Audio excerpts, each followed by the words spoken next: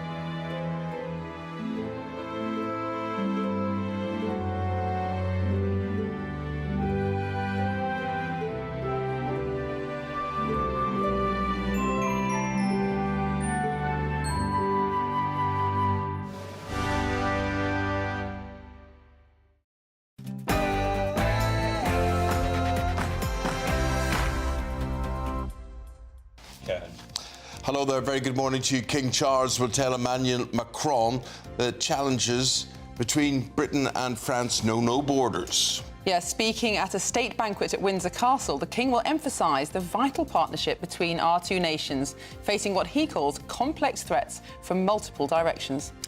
Now, it comes amid Keir Starmer's fight to secure a migrant returns deal aimed at finally stopping the small boats. Present to you, Mr. President, the letter I sent to the Nobel Prize Committee. It's nominating you for the Peace Prize, which is well-deserved. Israeli Prime Minister Benjamin Netanyahu nominates Donald Trump for a Nobel Peace Prize. The public inquiry into the Southport stabbings, which killed 3 children, will begin today. It will examine failures leading up to the tragedy last July. 100 people now dead in Texas after the severe flooding, dozens still missing, and fears are growing that the number of fatalities will continue to rise. And calls for action on alcohol. New research finds almost 2/3 of workers are drinking more due to stress or pressures related to their job. New research shows only half of 18 to 24-year-olds felt ready for work when they left education.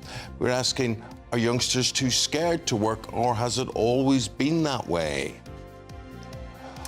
A very good morning. It's all eyes on SW19 this afternoon as GB's Cam Norrie faces a quarter-final against Wimbledon champion Carlos Alcaraz on centre court. And could there be a comeback to the ring for boxing legend Ricky Hatton at the age of 46? We've seen a few heavy showers overnight, but they're now on their way out. And for most, it's going to be a lovely summer's day. Plenty of sunshine and temperatures around about average. It is going to get hotter, though, through the rest of this week. Join me later for a full forecast. Hello there on this Tuesday morning from me, Eamonn Holmes. And me, Miriam Kate. You're watching GB.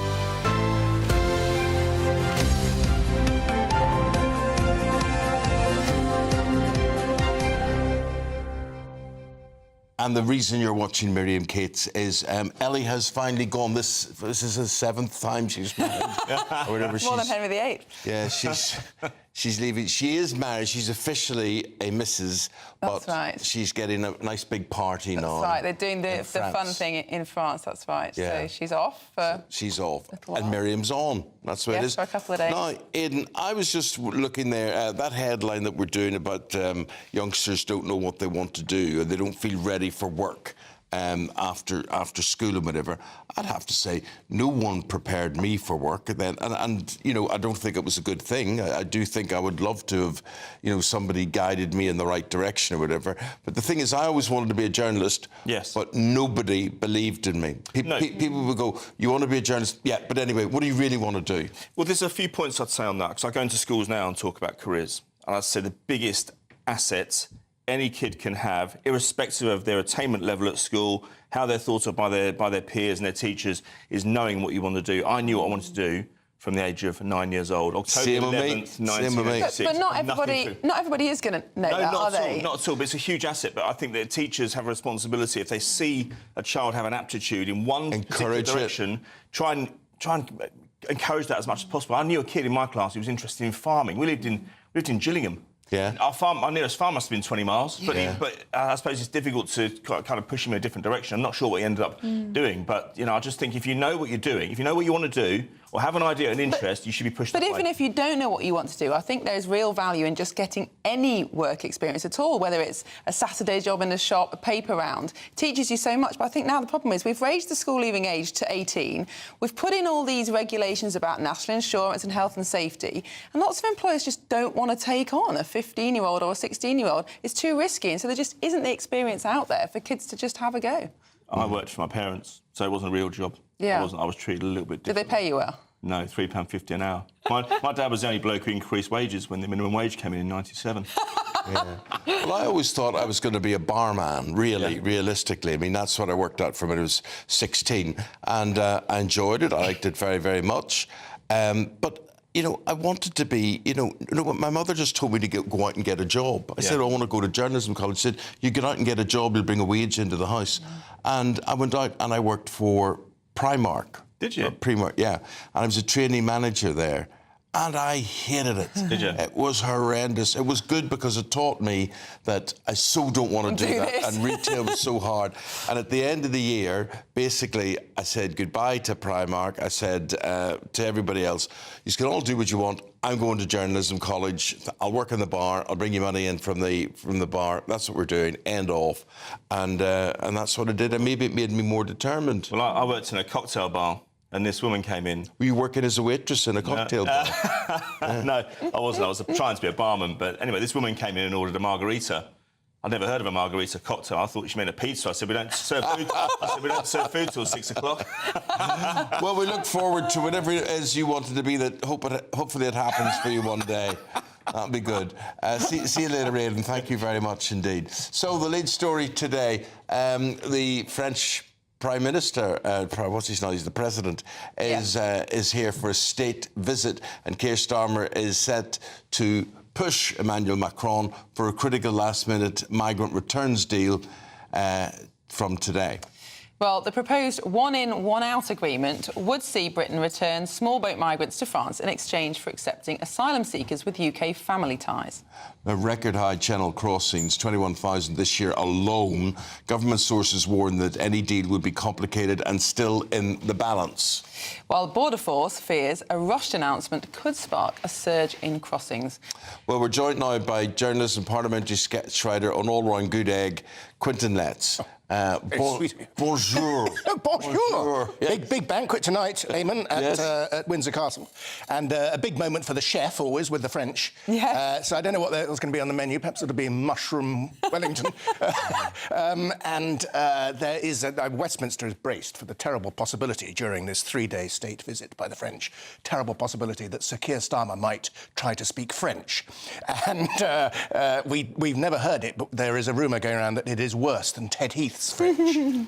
Anyway, it's potentially quite a big moment if they can come to some sort of deal to have a one-in, one-out thing on the small boats' arrivals, because that might be a deterrent, which, of course, is the great thing that the Rwanda policy was, which the Labour Party was so opposed to. But we will see. Before we get into the details of the one-in, one-out system and whether or not it can work, there is something rather amazing about the English-French relationship in terms of what it does for sketch writers like yourselves. We have this kind of... in this country, we love to hate the French. They haven't been our natural allies throughout most of history, and yet for the last 100 years, they really, really have. No. What are the kind of key points of tension that we should... Not sure they see it like that, Miriam. We fought wars with them, or for them. Arthur Marshall said, we hate the French, and they hate us right back. But we need each other. Well, yeah, maybe a bit less than when we were in the EU, but Monsieur Macron is a fascinating little fighty bantam. And he is particularly anti-British, much more anti-British, I think, than some of the recent French presidents. And he's a little strutter, very short. It'll be good to see him and the King walking, presumably they'll do a guard of honour with these 6'5" guardsmen. There's always tremendous difference in height between the two. Macron, he's a shorty. Is he? Yeah, Cuban heels. He has little heels to sort of raise him up a bit. And you know what short men are like, you know. Starmer's not. They're a nuisance. They get very aggressive.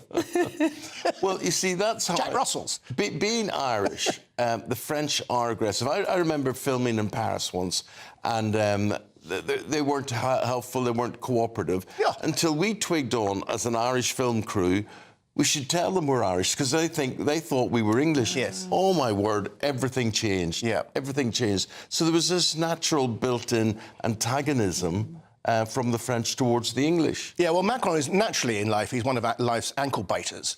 But the thing is, Brexit really sent him over the top because he was determined to try to make a mess of Brexit. Actually, I think Brexit's been quite a good thing. But Monsieur Macron was determined because his main opponent at that time, Mrs. Le Pen, or Ms. Le Pen, Mademoiselle Le Pen, was pro-Brexit. So therefore that was a dividing line between him and his opponent. Therefore he wanted to make a mess of Brexit. And so this was driving him, and drove him really nuts. He has possibly a better relationship with Sir Keir Starmer, who pretty much does what Macron wants.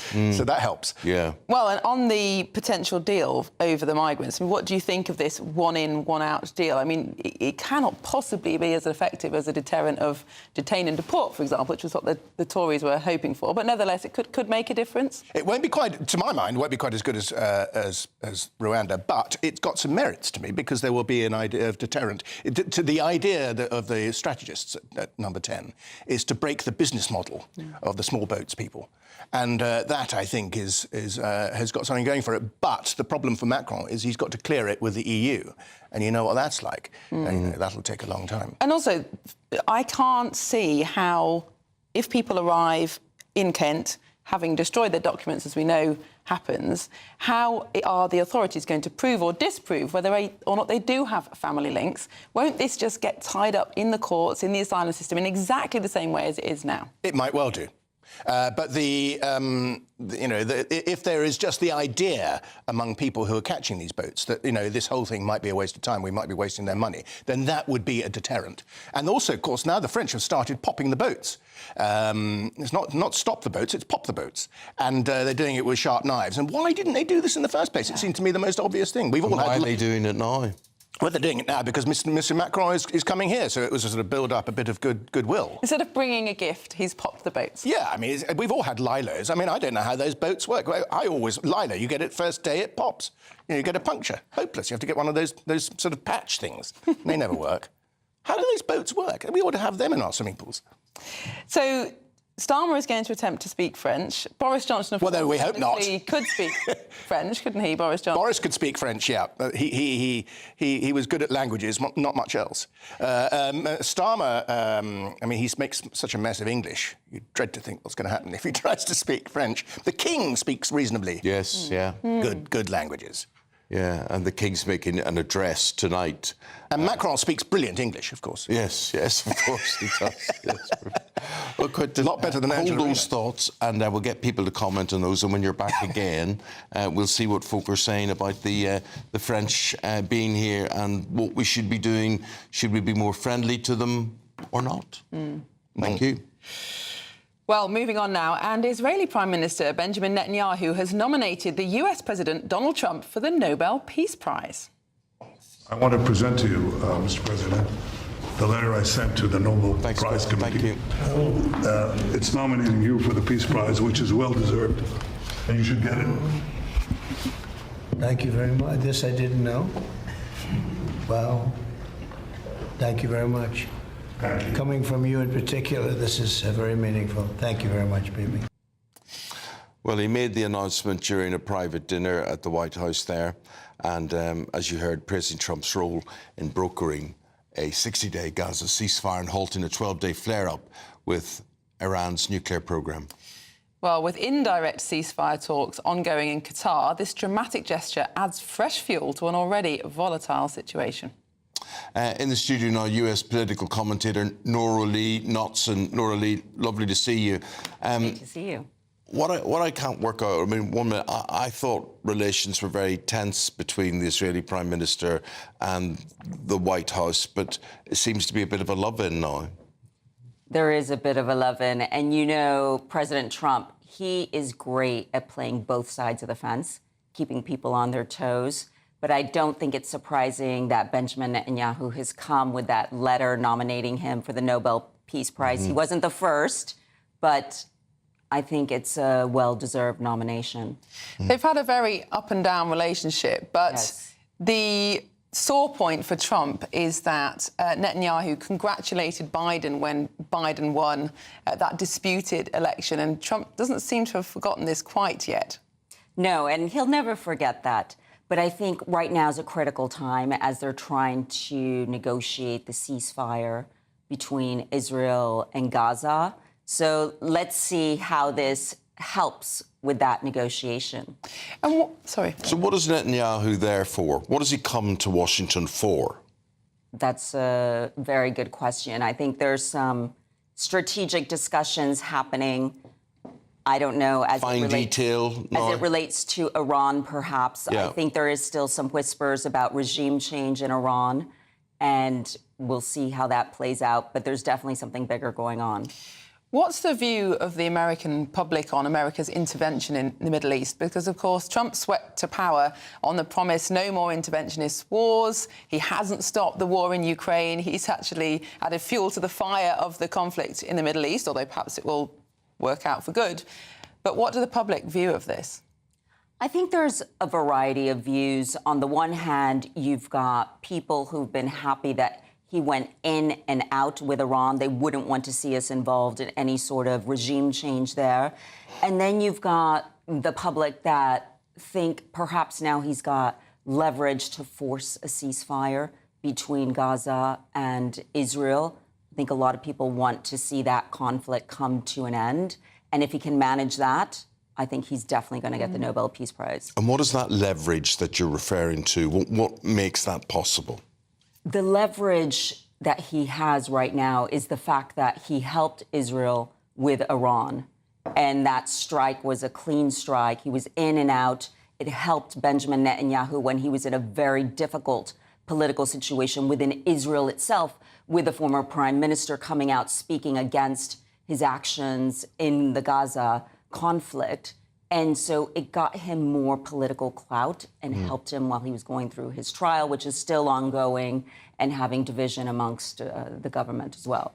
Shall we move on to tariffs? Yes. Because another big week for Donald Trump's tariff announcements. He's now got the BRICS countries in his sight. He wants to penalise countries that do deals or are favourable towards Russia, India, China. Do you think this will play well for the American economy, or could it just be further strengthening for the Chinese-Russian relationship? I think, again, it's Donald Trump style. When he sees people gathering and they're speaking out against these strikes in Iran without naming the U.S., and he's speaking out against his tariffs, he's basically warning them, you know, watch yourself, otherwise I'm going to slap an additional 10% tariffs on you. He doesn't want to see anything that's anti-American. Clearly, his platform is America first. And I think it's no surprise that he came out with an extension on the tariffs that were due to go up on July the 9th to August the 1st. He's named a few countries, Japan being one of them, South Korea, South Africa, as a warning to other countries. I know the EU's in negotiations right now. It looks like they might be getting a deal. It'll just be 10%. There's still a deal to be done with British Steel. Yes. And that hasn't been completed. Do you know what I worry about, Norah? I worry that all these other countries that we're referring to and the deals that need to be done, they're bigger and more important maybe than the UK. And I wonder, will any steel deal fall well down the list of priorities? That's a good question. I think the UK is a very important relationship for the US.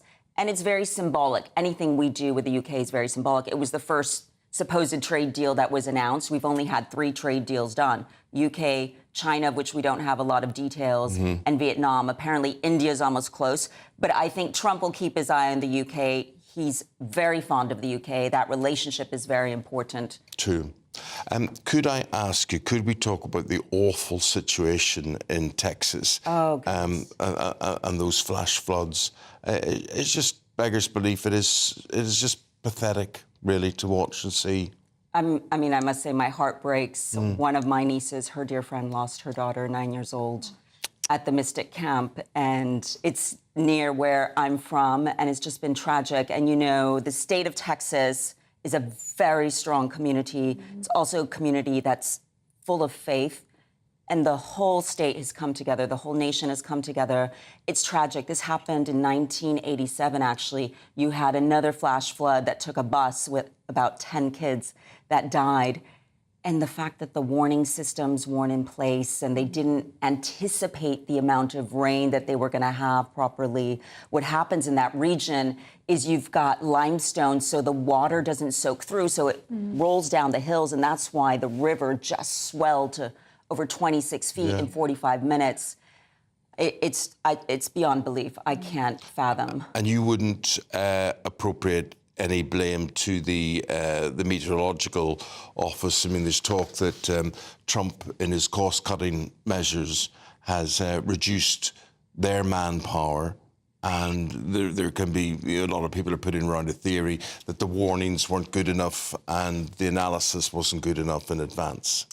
So from what I've read, that has had no impact on the predictions. As we know, it's an art and science. We're not perfect in predicting weather. That's very common here in England. We always get it wrong. And it's just one of these freak accidents. We cannot control the weather. And it's a reminder that if there's perhaps what's very well known as Flash Flood Alley, where that Guadalupe River is, it was known as that. If there's a warning of rain that's more than normal, I would just take extreme measures that it would be the worst. And I think going forward, this is probably what's going to happen. But it's tragic. There's so many families impacted by that. And the stories and people who haven't been found yet, and really, really ghastly. And we wish everybody involved, we wish them the very best. Nora Lee, lovely talking to you. Wonderful to see you both. Thank you very much indeed. Well, it's time now for our daily reflection. The GB News Daily Reflection. Hi, my name's Jordan, and I'm a vicar in the Church of England. We are exploring the story of the prodigal son over this week. So yesterday we left the son in the pig pens in the realization he'd really messed up and wanted to put it right. So the son makes his way on a long journey back to the father. Meanwhile, the father has been waiting for his son to return each day, looking out for his son on the road. It's surprising, really. The son asks for his inheritance early and rejects his father in the most awful way. But the son doesn't realize how good the father really is. And as he's walking back, possibly in great fear, he completely misunderstands the nature of his father. Jesus says, while the son was still far off, his father saw and had compassion and ran and embraced him and kissed him. Through this story, as Christians, we believe Jesus tells us that God is kind and loving and forgiving. And perhaps often those who care about us are too.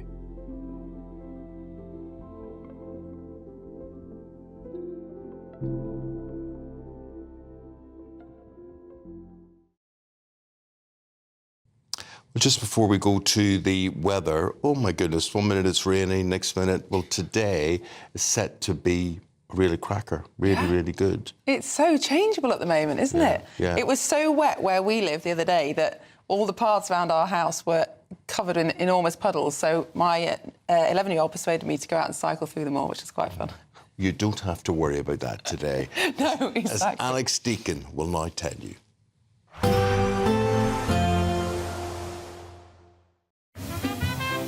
Heavy showers first thing will be followed by a warm, cosy day. Boxed Boilers, sponsors of weather on GB News. Morning. Welcome to your latest weather update from the Met Office here on GB News. A fine summer's day out there for the vast majority. Temperatures close to average, feeling a bit warmer than yesterday. It's going to get hotter as the week progresses. We've seen a few lively showers through the night, still one or two showers getting into parts of East Anglia, and it is clouding over now for Northern Ireland. Outbreaks of drizzly rain are possible in the west of Northern Ireland and the far west of Scotland by this afternoon, but most areas dry, fine. Plenty of July sunshine, lifting the temperatures to around about the average, high teens, low 20s. Feeling warmer in the southeast, 25 likely here, and certainly a bit warmer than yesterday because the breeze isn't as strong.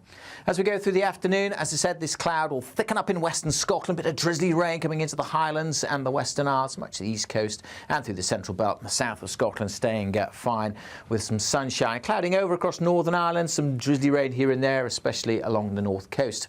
Most of England and Wales staying fine. A few showers this morning across East Anglia, they're long gone by this afternoon. Still a little bit of a breeze, be quite noticeable on the North Norfolk coast there, but even that should be easing. Light winds then for many overnight and fairly clear skies. A bit more cloud just pushing south over northern England into North Wales, maybe providing the odd shower here and there. And it stays a bit damp across the Highlands and the west coast of Scotland, but most areas dry. Temperatures in towns and cities holding up about 12 to 14 degrees. Wednesday's a warmer day. A bit more cloud for the likes of northern England and Wales, certainly to begin with, and we'll see this cloudier zone spreading down to the Midlands. It might produce 1 or 2 showers here and there, but again, most places dry. The main exception will be western Scotland, where we'll keep thicker cloud, rain and drizzle, misty, murky conditions over the hills and a bit of a breeze. But elsewhere, the wind's light, many places seeing some sunshine. Temperatures a little higher tomorrow. It's going to get hotter still through the rest of this week. Bye for now. There will be a light breeze in the morning, leading to a warm front. Boxed heat pumps, sponsors of weather on GB News. Well, that gives us an indication it'll be a good day to play and be at Wimbledon. Cam Norrie faces a quarter-final against the champion Carlos Alcaraz. That's on centre court today. And Aidan will be here with all of the sport next.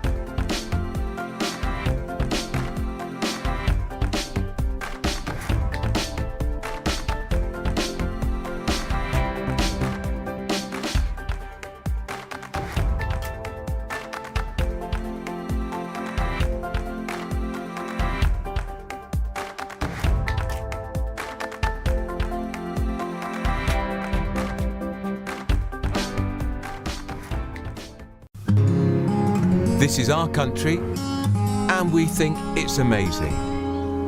From high tea to the high street, we love it all. Even the rain, we like that too. There's nowhere else we'd rather be. That's why we're here to be the fearless champion of Britain, its voices and its values. Because we are GB News, the People's Channel, Britain's news channel.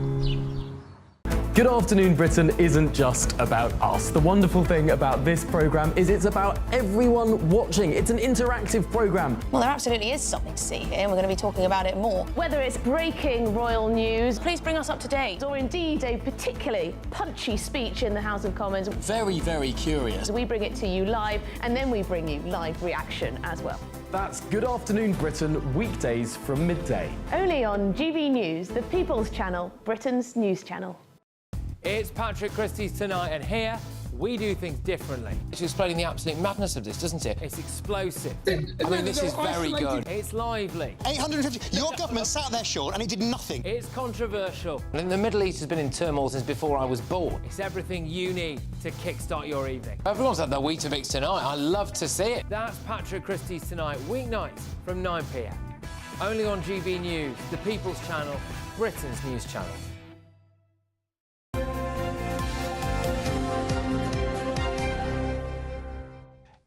Aidan's with us now, and we're going to start with a bit of boxing. And basically, Ricky Hatton, who must be the same age as me, but anyway, no, he's 47. Are you 47? He's 47. He's 47.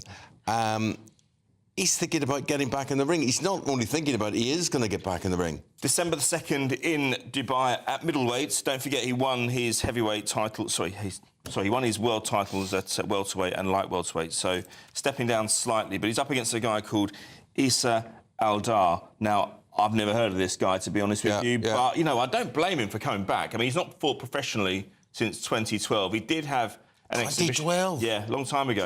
Long time ago. What's that, 13 years? Yeah. And by the time, I mean, getting on for 16 years, or getting on for 14 years by the time he gets into the ring. So, look, it's a bit of a risk. We don't know at this stage whether the rounds could be reduced in time to sort of allow for the advancing years, of course. But you know what? He must look at the state of boxing in the last 2 or 3 years. Look at some of the bums that have come out of retirement and had got a payday out of it. I never knew a boxer travel around the world with such a contingent of supporters. I mean, I saw him fight. That Ricky has. Yeah. I mean, all the Man City fans used to go abroad with him. And this is over to Vegas. I mean, I think there were about 100,000 in Vegas when he fought Floyd Mayweather way back in 2007. He didn't quite have the power at that weight to get the job done. But even after that, I mean, Costa Zoo fight as well. He had almost like a football club following. So he probably thinks that nostalgia is very popular these days. And I think he must look at it and think, well, if I can get a couple of fights under my belt here today, get 100,000, even if you get half of that out of their seats to go and watch him, it's quite a pretty penny. Is there any talk about how much the pay packet would be? Not at the moment, but we're expecting that detail to come out in the next couple of weeks. But I would have thought he's not going to get out of it. He's not going to go into this unless there's a few million involved, is he? No, he'll soak up the pain for that. I think so. I mean, look, a lot of we saw Mike Tyson. How many people? Everyone was saying it was a joke. Jake Paul fighting Mike Tyson. I got up and watched it. Yeah. Shouldn't have done, but I did. What do we know about his proposed opponent, Issa Aldar? We don't know much about him at all. I don't think he's the same age as Ricky Hatton, but he'll be a fighter who has not won major belts. I think he'll probably be. He'll get a few quid out of it as well. Don't get me wrong. But it's a setup. Yes, is what you're saying. Of course it is. But we'll see. But I bet people watch. A lot of people watching Wimbledon today. A lot of people going there. Weather going to be good for everybody involved. What's the latest from Wimbledon? Well, Cam Norrie's up against Carlos Alcaraz today at 20-3 on the centre court. Norrie might not like that actually because he prefers court one. He's won his last 8 matches there, and you have to say, Carlos Alcaraz on centre court is just about the toughest task in tennis at the moment. Having said that, it's uncharted territory for a few years. Since Cam Norrie got to the quarter-final himself in 2022, we haven't had a Brit on the men's side, into the quarter-finals, not since the days of Murray, with the exception of that happened 3 years ago. So, look, he's going to give it a good go. He's had a brilliant season. Well, he's had a brilliant last few weeks. He hasn't had a great season, actually. But he's got some pedigree, and he gets the crowd going as well. He's one of these guys who can, engage with the crowd, and I'll tell you what, that makes a big difference when you're a home favourite at Wimbledon, because we just crave winners, don't we? And later on as well, last night we had Djokovic getting through against Alex de Minaur in 4 sets, so he keeps going. Yannick Sinner got through, but didn't deserve to get through. He got through on account of Grigor Dimitrov's injury. It was a pectoral injury. He was 2 sets up. I wouldn't say he's cruising, nobody's cruising against Sinner, but he was fancied to win it in 3 sets, and Sinner said afterwards, I don't take this as a win. Nonetheless, he's through to the next round. He'll play tomorrow. Well, thank you. Just a quick word on free football. Yes. And why are MPs getting involved in this? Well, they tabled an amendment to the Football Governance Bill, which went through Parliament. Well, it's still going through Parliament, actually. It first went through in 2022. So this is the Lib Dems who want to see, and I think it's fair enough, they want to see 10 Premier League games per season made free to air. Now, the backdrop to this... Football can afford that. Well, the money's sloshing about in football. It is, and also, I think there's a worry for the game. The Premier League have declined to comment on this, we should say, but there's a worry here that the numbers are down in terms of engagement, watching TV. Sky have reported that 10% year-on-year is down, in terms of viewership is down. TNT have said 17%. So I think a lot of people are watching it on illegal streams. That's a problem for them. But we're reaching a point now, given that top-flight Premier League football has not been free to air since 1992, there are people now who are touching 30 who've never seen a live Premier League match, top-flight English football match, live on terrestrial television. As you say, I don't think it would do too much harm if we just saw a handful a season made free to air. Good man. OK, Aidan, thank you very much indeed. Now, there's still plenty of time to grab your chance to win our biggest cash prize so far, an incredible £54,321. Here are all the details you need to have it, make it yours. You have the chance to win our biggest cash prize to date in 5, 4, 3, 2, 1. As there's an incredible £54,321 in tax-free cash to be won. What would you spend it on? A brand new car, the holiday of a lifetime, or just the chance to sit back, relax, and remove some of those day-to-day financial stresses? £54,321 in tax-free cash has to be won. For another chance to win £54,321 cash, text cash to 63225. One entry costs £2.50 plus one standard network rate message, or text bonus to 63225. 5 entries cost £5 plus one standard network rate message. Go to gbnews.com/win. Entries start at £2.50. Call 0903 686 3232. Calls cost £2.50 plus your network access charge, or post your name and number to GB14 PO Box 8690 Derby DE1 9TT. UK only. Entrance must be 18 or over. Lines close at 4 p.m. on the 1st of August. Please check the closing time if listening or watching on demand. Good luck. And from the giveaway to the motorway, here's the travel news.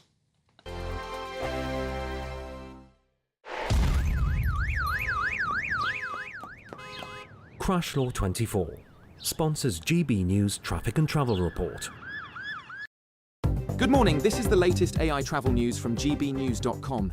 The A701 northbound at Bloomfield roundabout is closed due to Scottish Gas Network's emergency works. Motorists should follow the signed diversion. On the M4 at junction 23A Mega, an incident is causing delays. In Warrington, the M6 eastbound between junction 10 and 11 has an accident with an overturned vehicle, closing 3 lanes. In Gloucestershire, there's a lane closure on the M5 northbound between junctions 11 and 10 due to road management. And on the trains, Great Western Railway is disrupted between Bristol Templemeads and Severn Tunnel Junction, while a reduced service is running on Hull trains today. For more travel news, go to gbnews.com. Crash Law 24 sponsors GB News Traffic and Travel Report.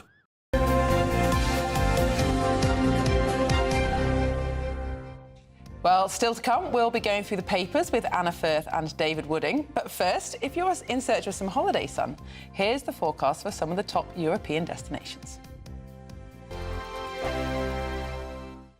Welcome back to Britain's Newsroom with Andrew and Beth. Hello everyone, Patrick Christie's here. I'm Michelle Chu, Britain's News Channel. Access the stories that matter to you. Take the GB News family with you on any device. And as long as you have an internet connection, tune in to GB News, anywhere on the planet or beyond. GB News, the People's Channel, Britain's news channel. From the school run to the home run, watch a new show for all of Britain. He can say whatever he wants. A straight-talking show where all voices are heard. And, you know, when are we going to stop talking about smashing the gangs and actually do it? With the stories that matter from every part of our country. There's a bit of a crash landing there for your Chancellor. Bold, fearless and standing up for you. That's me, Martin Dordme, 3 p.m. till 6 p.m, weekdays, here only on GB News. The People's Channel, Britain's news channel. Westminster's full of talk, but out here, it's the real world. Am I allowed to talk now? No, that's it. This is where it matters, real people and real lives. That's what politics is all about. In fact, has Trump made a good start? No. Straight answers, no spin, and just a couple of pints. How many fingers have I got up? About 10. So join me for Lee Anderson's Real World every Friday at 7 p.m, only on GB News. The People's Channel, Britain's news channel. You want to know what's really going on in the corridors of power? Labour don't know what to do with you half the time, and that makes you quite lethal in the chamber. Get behind the headlines with Chopper's Political Podcast. Join me, Christopher Hope, as I sit down with the great and the good of British politics. We'll see where this ruling takes us. These are the stories shaping our nation. Chopper's Political Podcast, available now on all platforms. Listen in and stay ahead. Exciting news. Every Friday, my Patrick Christie's Tonight Show is going to have a twist to it. We're welcoming some special guests. You. That's right, on Fridays I'm going to be doing my show in front of a live studio audience because this show is about you and what you have to say. It's going to be the same big debates, same big topics, same big opinions. But every Friday night at 9 p.m, you are invited to come on down to Patrick Christie's Tonight to be a part of the action. Only on GB News, the People's Channel, Britain's news channel.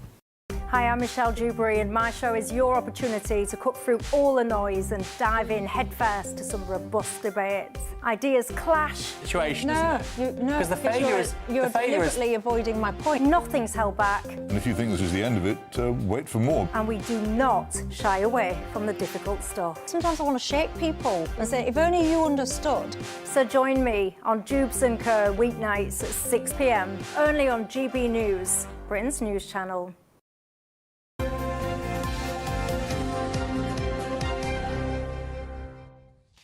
Welcome back to GB News Breakfast, and joining us now to go through what's making the news, we've got former Conservative MP Anna Firth and journalist David Wooding. Good morning to you both. Glad you got the memo about light blue and pink. We're all looking very coordinated this morning. Should we start with this story? It's in several papers, actually, the Mail and the Times, about the one-in, one-out deal that Keir Starmer is trying to approve with the French, whereby I think, Anna, for every... What does that mean? That's what I was just about to start. But let's let Anna explain it. Yeah, I mean, the theory... I mean, I'm afraid I view this as a complete gimmick, and I think it's legally and practically unworkable.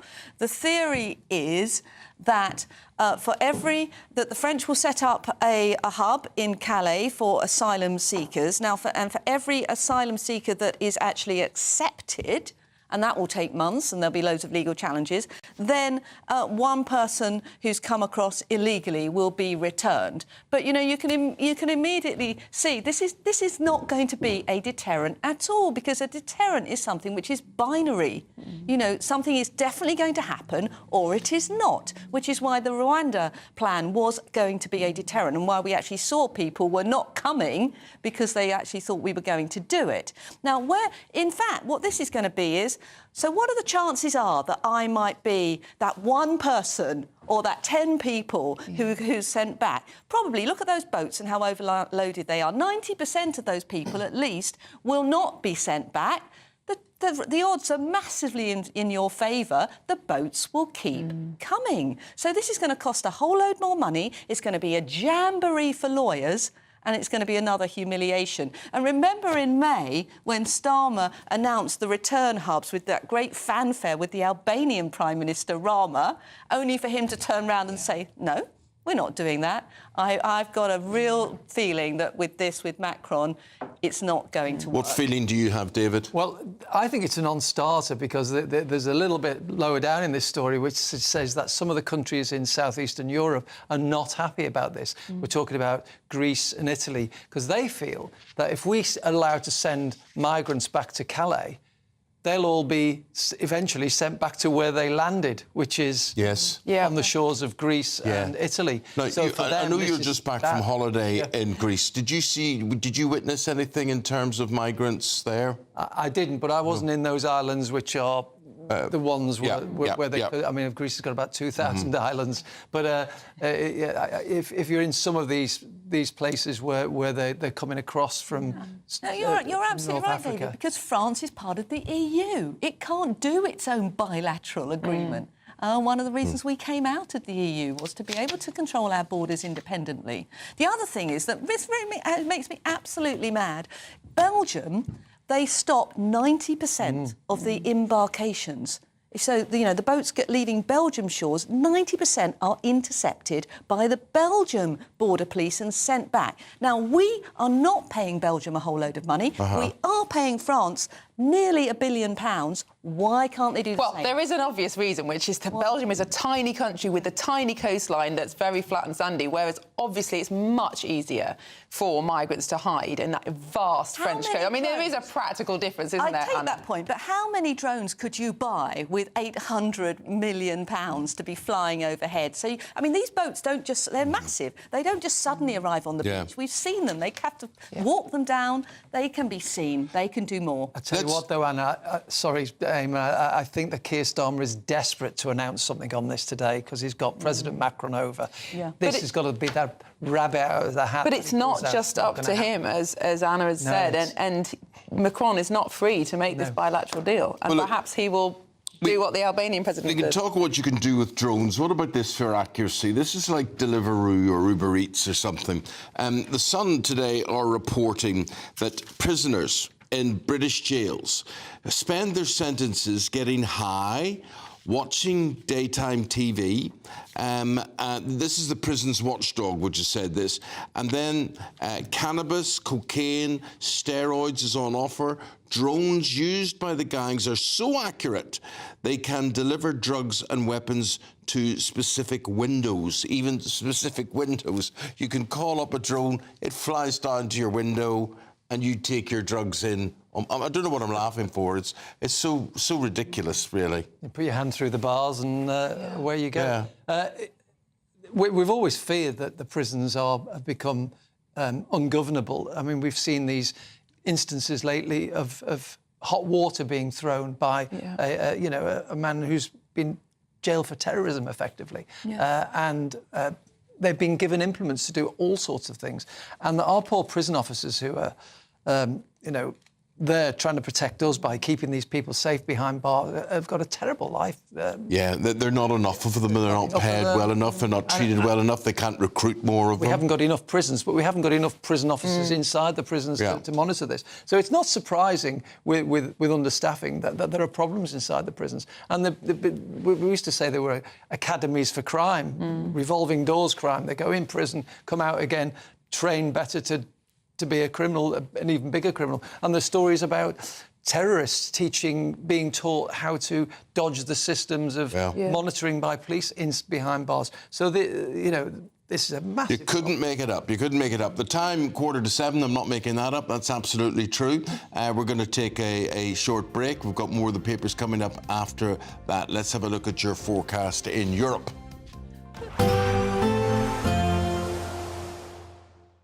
Ready to soak up that holiday sunshine? Won't we need some cover? No worries. All sorted. All Clear Travel Insurance sponsors GB News Travel Destinations Forecast. Things have turned a little cooler across Italy, and a brisk northerly breeze will keep that going in Rome. Some heavy rain recently in Croatia, that's clearing away. Small chance of a shower in Madeira, but the Canaries fine, dry and sunny, as is Portugal and most of southern Spain. So there is the chance of 1 or 2 showers near Barcelona. It's fine and sunny across Greece and Turkey. Plenty of sunshine on offer here, turning dry now in Croatia, as I said. A chance of 1 or 2 showers later this week, though, in Rome. Goodbye. All Clear Travel Insurance sponsors GB News Travel Destinations Forecast.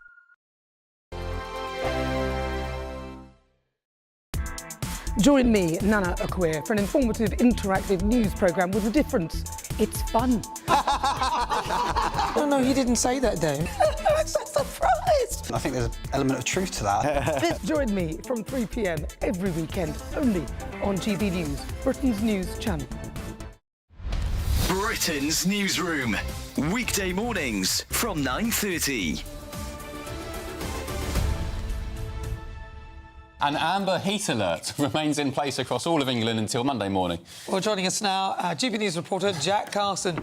Jack Carson, where are you? Tell us. Oh, he's rowing. Jack Carson, what a go on. Good morning. Good morning. Well, we're in the beautiful Stratford-upon-Avon, so we were on the big wheel earlier on, and one of the other beautiful things you can do is also row on the river as well. This is the Avon Boating Club. This has been going since the 1800s, 1898 it started. This boat over here on the right, that was bought brand new all the way back in the day, so it's historic here, and a lot of these boats are from the likes of the 1930s as well, and it's just absolutely beautiful. And it's this beautiful sunny weather. Here we are on the river. I've never rowed in my life before, but I think I've got the hang of it okay. But let's have a listen to a few of the people we've spoken to this morning about how they're enjoying the weather today. Yesterday I did start to think, right, I'm getting a bit sweaty and hot now, so yeah, but it's nice, isn't it? As long as there's a breeze, it's not too bad. Can't beat it. Literally the best thing ever. Yay! They make the most of it because the winter was terrible this year with all the rain, so this is payback. It makes us feel better, doesn't it? Bit of sun on our bones. It really does. Enjoying the weather, Will?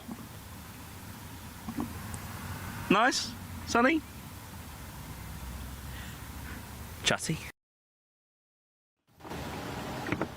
Well, there you go. That's what some people have been saying to us this morning about how they're enjoying the weather. I think I've got myself into a bit of a pickle. Hopefully we're not going to capsize. I think other people might be a bit more experienced in the rowing. GB News, the People's Channel.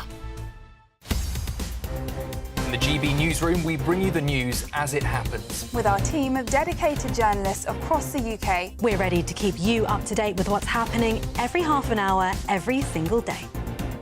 Bulletins here on GB News, the People's Channel, Britain's news channel. This is Britain's Newsroom, where your voice matters. It's just astonishing. With expert analysis and honest opinion, we don't just keep you informed. We bring you unique perspectives you won't see anywhere else. Can't argue with any of that. When the news happens, it happens here. On Britain's Newsroom, weekdays from 9:30 a.m. Only on GB News.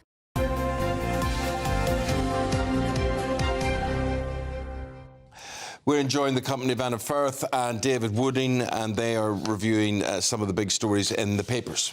Indeed. Well, let's start with a story that perhaps is a little bit early in the morning for this, but a story, I think, in the Star that boffins have designed a wearable patch to let you know if you've had 1 pint too many and you might need to rehydrate. Oh, who the heck needs that? I mean, surely you know without having a patch on you if you've drunk too much.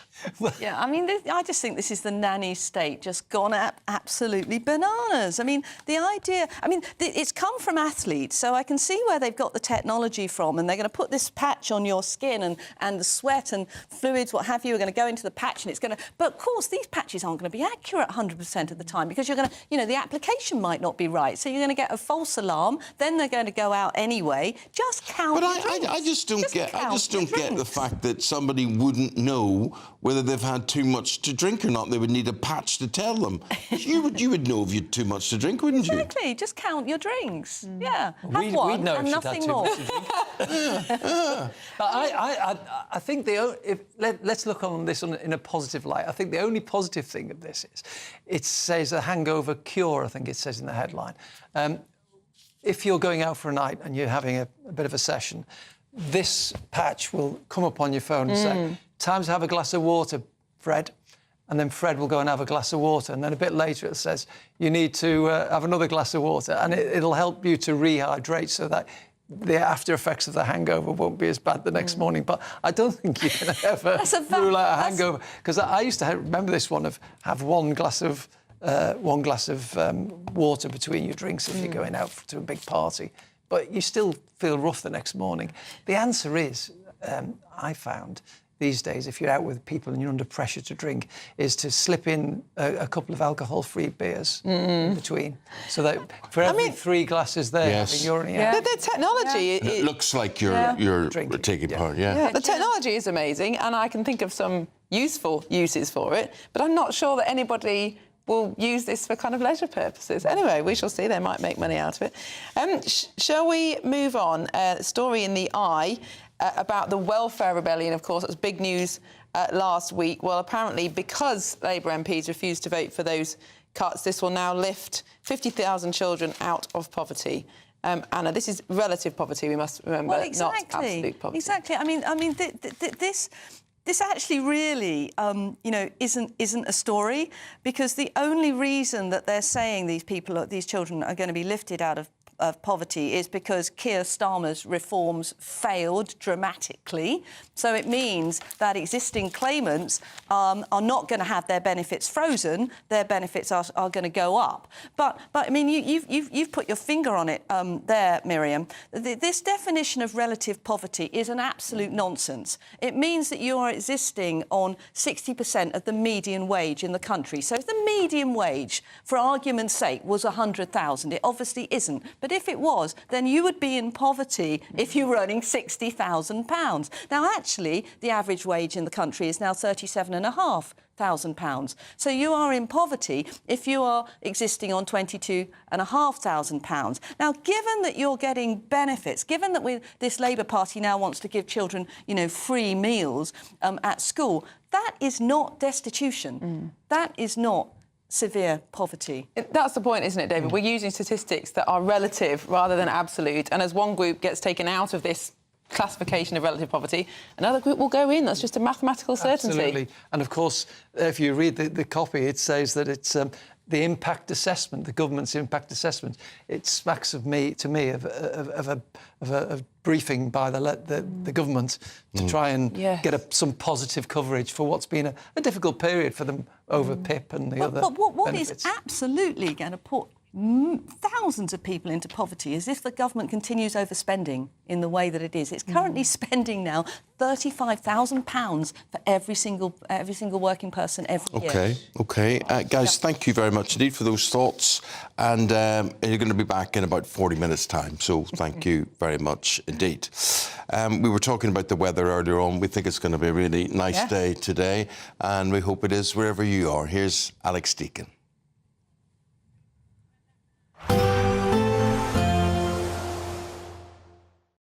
Expect a warm front, moving from the kitchen right through to the rest of the house.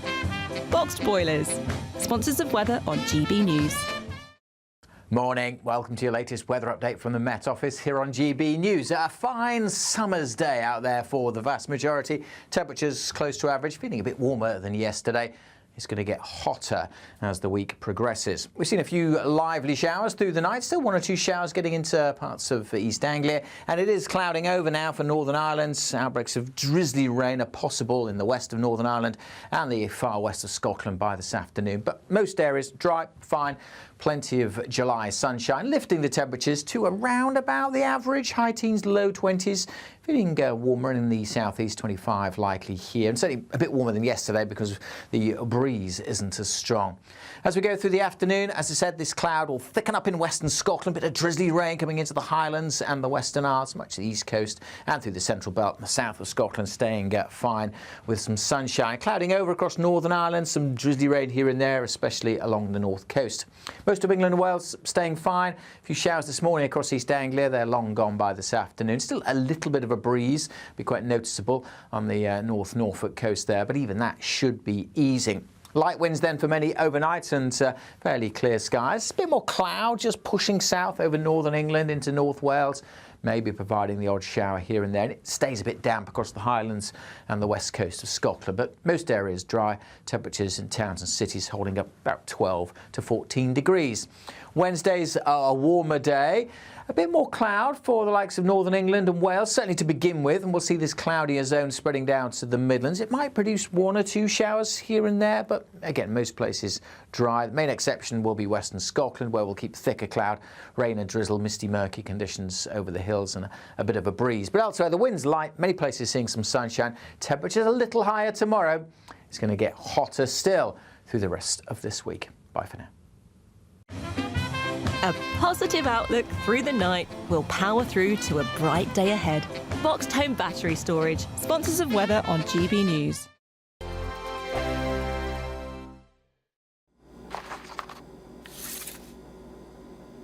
Crash Law 24 sponsors GB News Traffic and Travel Report.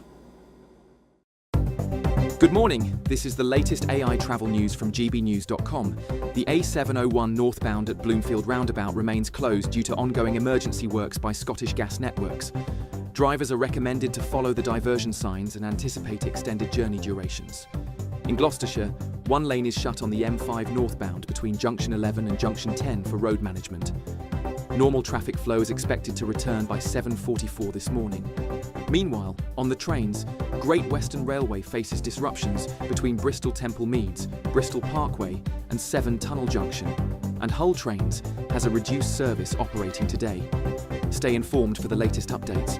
For more travel news, go to gbnews.com. Crash Law 24 sponsors GB News Traffic and Travel Report. We're kick-starting summer with your chance to win our biggest cash prize to date, as there's an incredible £54,321 in tax-free cash to be won. What would you spend it on? A brand new car, the holiday of a lifetime, or just sit back, relax and remove some of those day-to-day financial stresses? For another chance to win, text cash to 63225. One entry costs £2.50 plus one standard network rate message, or text bonus to 63225. 5 entries cost £5 plus one standard network rate message. Go to gbnews.com/win. Entries start at £2.50. Call 0903 686 3232. Calls cost £2.50 plus your network access charge. Or post your name and number to GB14 PO Box 8690 Derby DE1 9TT. UK only. Entrance must be 18 or over. Lines close at 4 p.m. on the 1st of August. Please check the closing time if listening or watching on demand. Good luck. In the GB newsroom, we bring you the news as it happens. With our team of dedicated journalists across the UK, we're ready to keep you up to date with what's happening every half an hour, every single day. Bulletins here on GB News, the People's Channel, Britain's news channel. At GB News, we love to hear from you, our loyal community. So drop us a line at gbnews.com/yoursay. There, you can talk to each other and also to the presenters live on air. gbnews.com/yoursay, because GB News is your channel, Britain's news channel. Join me, Nana Akwe, for an informative, interactive news programme with a difference. It's fun. No, he didn't say that, Dave. I'm so surprised. I think there's an element of truth to that. Join me from 3 p.m. every weekend, only on GB News, Britain's news channel.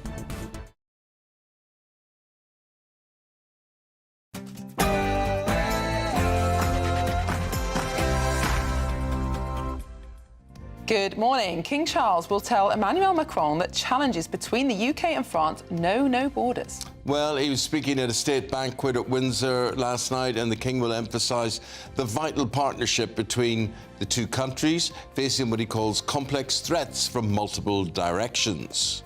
Well, this comes amid Sir Keir Starmer's fight to secure a migrant returns deal with France, which is aimed at finally stopping the small boats crisis. Present to you, Mr. President, the letter I sent to the Nobel Prize Committee. It's nominating you for the Peace Prize, which is well deserved. Well, what about that? The Israeli Prime Minister nominating Donald Trump for the Nobel Peace Prize as the pair meet in Washington. And the public inquiry into the Southport stabbings, which killed 3 children, will begin today. It will examine failures leading up to the tragedy last July. Stark warning over the state pension. Researchers warn the triple lock is at risk of going bust. And 100 people have died in Texas as the state was hit with severe flooding. With dozens still missing, fears grow that the number of fatalities will continue to rise. Calls for action on alcohol. New research finds almost 2/3 of workers are drinking more due to stress or pressures related to their job. And as new research shows, only half of 18 to 24-year-olds felt ready for work when they left education. We're asking, are youngsters too scared to work? It's all eyes on SW19 this afternoon as GB's Cam Norrie faces a quarter-final against Wimbledon champion Carlos Alcaraz on centre court. There's a tweak to the tournament's AI line call system, and could there be a comeback to the ring for boxing legend Ricky Hatton at the age of 46? We've seen a few heavy showers overnight, but they're now on their way out. And for most, it's going to be a lovely summer's day. Plenty of sunshine and temperatures around about average. It is going to get hotter, though, through the rest of this week. Join me later for a full forecast. Hot, hot, hot. Good morning to you on this hot Tuesday. I'm Eamonn Holmes. I'm Miriam Cates, and you're watching GB News Breakfast.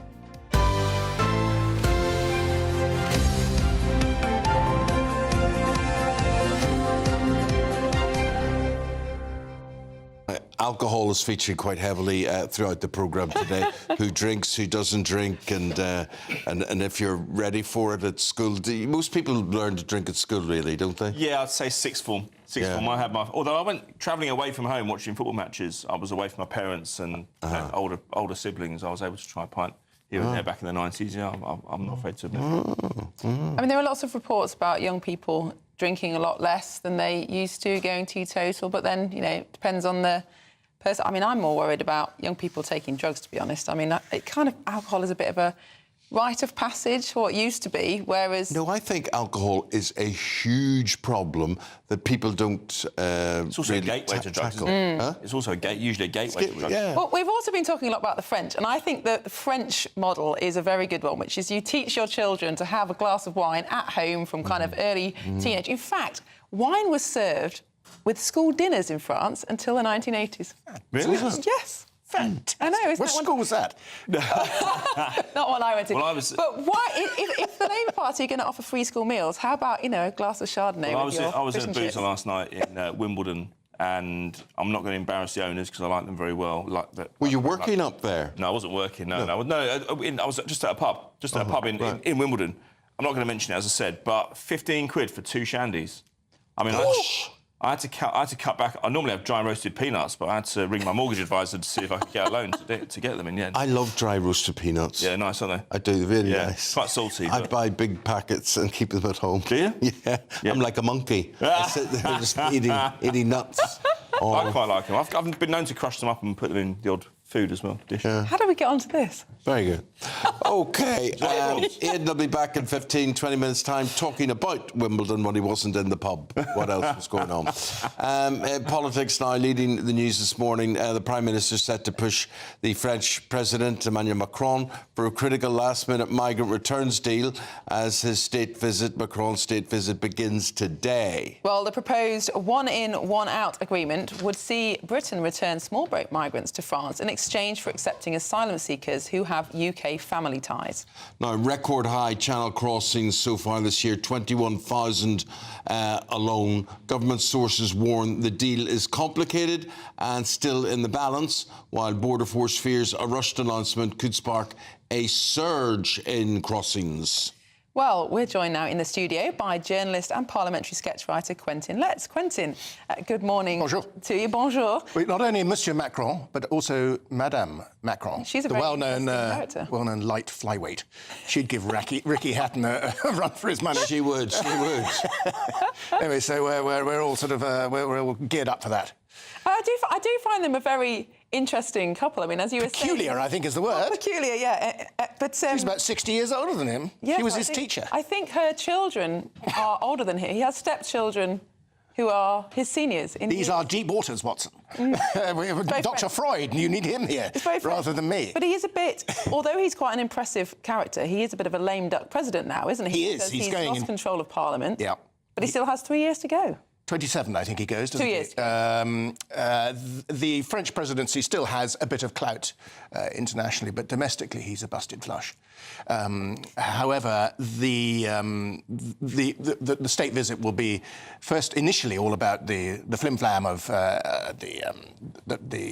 all the banquet and all the parading of the soldiers and all that. And then it will get on to the political stuff later on. And there is still, it seems, some details to be worked out about this proposed one-in, one-out deal. Whether or not this is just done to create a sense of jeopardy around this and drama, there may be a bit of that going on too. Indeed. And the small boats crisis has given parliamentary sketch writers like yourself so much material over the last I don't know. years. I mean, you have to bear in mind, on a serious point, there's also some pretty nasty human tragedies going on here. But it strikes me as a great illustration of official failure and also of diplomatic failure. And in recent years, the French have been extremely unhelpful about this, partly because they were in a high dudgeon about Brexit. And it seems amazing that they were not able to stop these boats in the age of drones, and also only sharp knives have been only used recently. Why did they not use them in the When you say they're not able to stop them, do you mean not able or do you mean not willing? Well, not able legally to stop them might be part of it as well, because the lawyers have been playing funny games about this. But there was a bit of political stasis here with the Labour Party then in opposition doing all it could to stop any resolution of this because they saw that it would be a political benefit to the Conservatives were that to have happened. Now that they are in government, it's all a slightly different game and they must be wishing they hadn't played all those legal games. Well, and do you think they're wishing that they hadn't repealed the Safety of Rwanda Act as soon as they got into power? I mean, of course, it's very politically difficult for them to keep it, given the opposition that they'd expressed towards it. But nevertheless, they've really left themselves without any effective options now. I thought Rwanda was a pretty good deterrent. But the argument from Downing Street would be that the French and the Europeans regarded Rwanda as a beastly policy.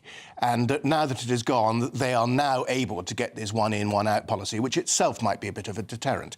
I'm not sure about that. I think Rwanda would have been pretty good if it had been given a free run of passage. Well, our viewers absolutely love you, Quentin. Linda says, I love Quentin Letts and his take on the French is spot on. She also adds that, and several of our viewers add, that the King should keep out of politics. Ah, yeah, the King. He's going to get into trouble over this speech he's making today. He's going to say that there are no borders between France and England. Well, actually, there is. The border is the whole political row here, and there's also a thing called the English Channel. So was this all soft politics, really? Is this, to butter the French up, we give him a state visit and... that helps, Eamonn. It'd be nicer. It helps, and Mr. Macron will love strutting around, the Windsor Castle and all that, and his missus will too. But the King has to be a bit careful, I think, about some of these political speeches that he gives. Of course, he is officially a neutral figure, but some of the language used here surprised me. When I opened the papers this morning, I was surprised he was using the word borders. I mean, you can understand the intent he's trying to express, friendship and saying that we are old historic allies, but like you say, it is a bit of a very controversial way of expressing that given the current political context. Yes, and sometimes the King, I am a monarchist, but sometimes the King pushes things quite a long way in what he thinks is the desired direction. And he needs to bear in mind that the people might not always agree with him. And the monarchy is a precious thing, but it's not necessarily guaranteed. And I was just looking at the... let's show Mrs. Macron beating up Mr. Macron here. And... our boxing correspondent. Yeah, the thing about this, if this had happened to any other politician or whatever, you would never have heard the end of it, but... I love his reaction. The way they suddenly said, oh, hi, yeah. I mean, he really is a professional. I mean, he's been... He's a mincing Herbert. You're far too nice to him. He's a frightful fake and fraud, and he wears those Cuban heels. I think he's delicious. I mean, for a sketch writer, he is absolutely perfect. But I think if he were my president, I'd be just shrivelling with embarrassment. Well, of course, he managed to win the second term. He did. By stoking fear about Marine Le Pen and her party. Yeah, I know, because the French election system is a piece of work in itself.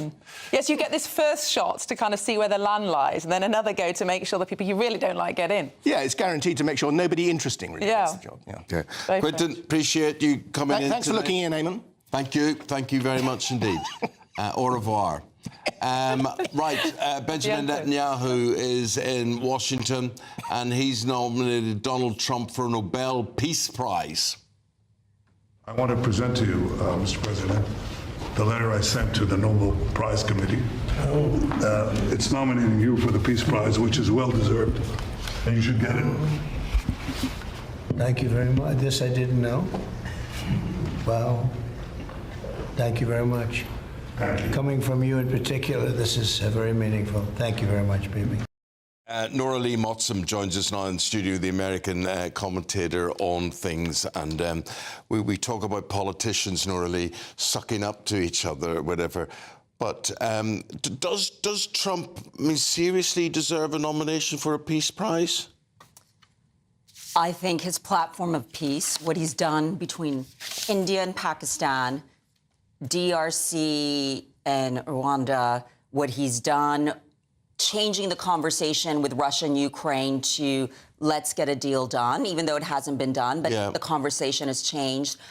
He's trying to create lasting and enduring peace in the Middle East security for the Israelis, security for the Palestinians. His focus is peace. And I think I've never seen another president, in my lifetime at least, who's had that at the core of all of his policies. The one conflict, though, that he has not been able to affect peace is, of course, Russia-Ukraine. And the Trump administration has tried very hard. They've tried a number of different tactics, good cop, bad cop. It now seems that he's much more pro-Ukrainian than when he won back in November. But nevertheless, the war goes on. Russians seem not to be running short of men or machines. What happens next in that sphere?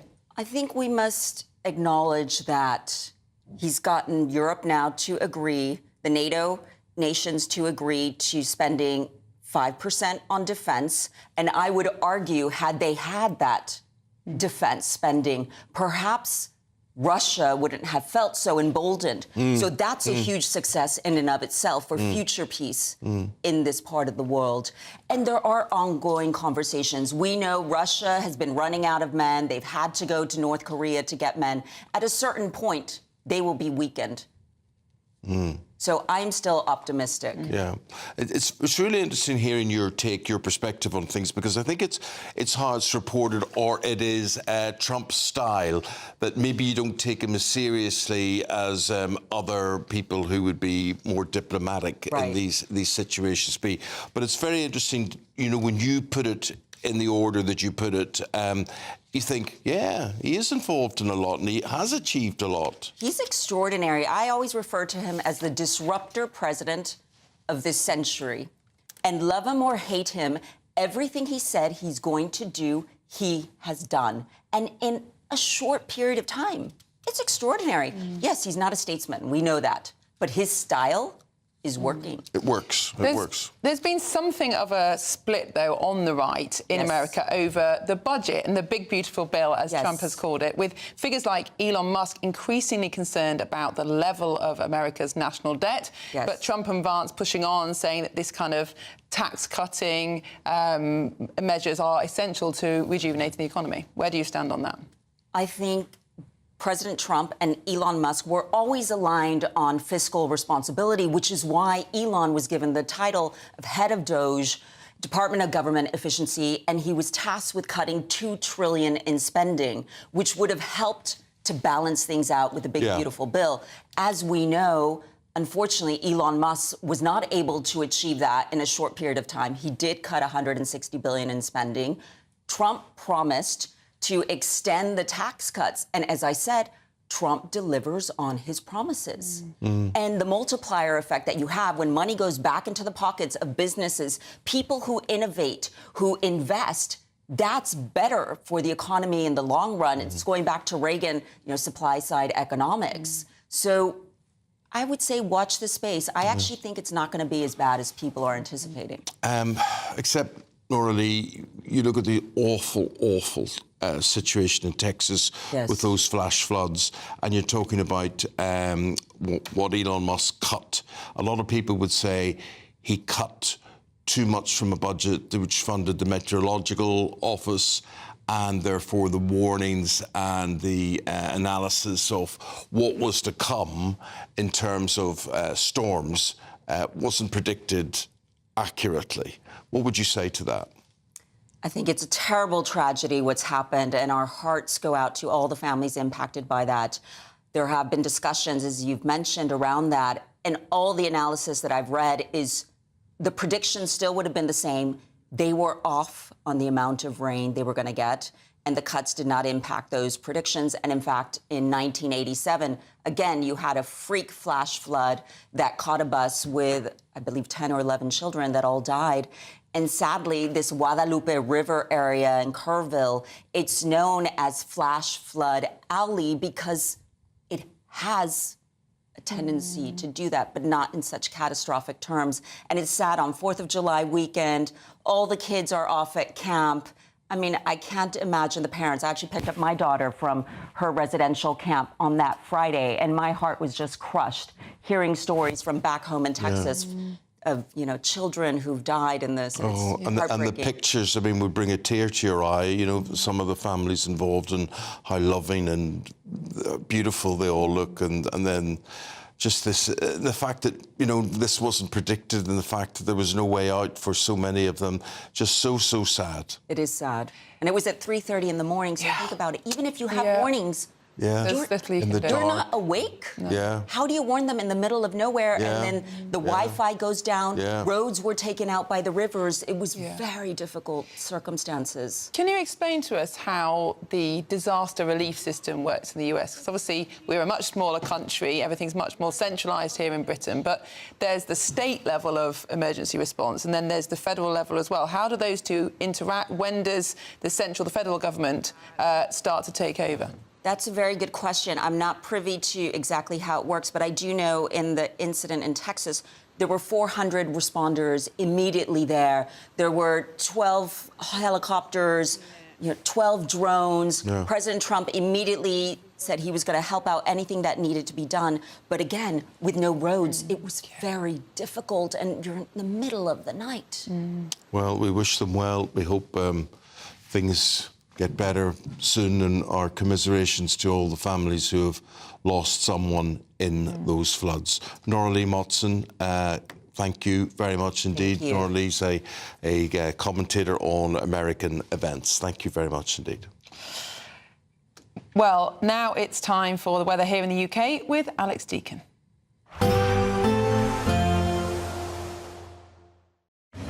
Even though we'll see a cloudy start, it'll be a bright outlook for the rest of the day. Boxed Solar, sponsors of weather on GB News. Morning. Welcome to your latest weather update from the Met Office here on GB News. A fine summer's day out there for the vast majority. Temperatures close to average, feeling a bit warmer than yesterday. It's going to get hotter as the week progresses. We've seen a few lively showers through the night, still one or two showers getting into parts of East Anglia, and it is clouding over now for Northern Ireland. Outbreaks of drizzly rain are possible in the west of Northern Ireland and the far west of Scotland by this afternoon, but most areas dry, fine. Plenty of July sunshine, lifting the temperatures to around about the average, high teens, low 20s. Feeling warmer in the southeast, 25 likely here, and certainly a bit warmer than yesterday because the breeze isn't as strong. As we go through the afternoon, as I said, this cloud will thicken up in western Scotland, bit of drizzly rain coming into the Highlands and the Western Isles, much of the east coast and through the central belt and the south of Scotland, staying fine with some sunshine. Clouding over across Northern Ireland, some drizzly rain here and there, especially along the north coast. Most of England and Wales staying fine. A few showers this morning across East Anglia. They're long gone by this afternoon. Still a little bit of a breeze, be quite noticeable on the North Norfolk coast there, but even that should be easing. Light winds then for many overnight and fairly clear skies. A bit more cloud just pushing south over northern England into North Wales, maybe providing the odd shower here and there. And it stays a bit damp across the Highlands and the west coast of Scotland, but most areas dry. Temperatures in towns and cities holding up about 12 to 14 degrees. Wednesday's a warmer day. A bit more cloud for the likes of northern England and Wales, certainly to begin with, and we'll see this cloudier zone spreading down to the Midlands. It might produce one or two showers here and there, but again, most places dry. The main exception will be western Scotland, where we'll keep thicker cloud, rain and drizzle, misty, murky conditions over the hills and a bit of a breeze. But elsewhere, the wind's light, many places seeing some sunshine. Temperatures a little higher tomorrow. It's going to get hotter still through the rest of this week. Bye for now. Expect a warm front, moving from the kitchen right through to the rest of the house. Boxed Boilers, sponsors of weather on GB News. Got the Transport Secretary coming on very shortly, just talking about government investing and they're investing in over 50 road and rail upgrades. And what will this mean to you? Do you want to see more roads where you are? Do you need more roads? Houses being built as well, maybe 40,000 homes. So we're going to do that shortly, and we're going to do that after we tell you about your chance to win and get involved in our biggest cash prize so far. Yes, an incredible £54,321 to be won. Here are all the details you need for a chance to make it yours. you have the chance to win our biggest cash prize to date in 5, 4, 3, 2, 1. As there's an incredible £54,321 in tax-free cash to be won. What would you spend it on? A brand new car, the holiday of a lifetime, or just the chance to sit back, relax, and remove some of those day-to-day financial stresses? £54,321 in tax-free cash has to be won. For another chance to win £54,321 cash, text cash to 63225. One entry costs £2.50 plus one standard network rate message. Or text bonus to 63225. 5 entries cost £5 plus one standard network rate message. Go to gbnews.com/win. Entries start at £2.50. Call 0903 686 3232. Calls cost £2.50 plus your network access charge. Or post your name and number to GB14 PO Box 8690 Derby DE1 9TT. UK only. Entrance must be 18 or over. Lines close at 4 p.m. on the 1st of August. Please check the closing time if listening or watching on demand. Good luck.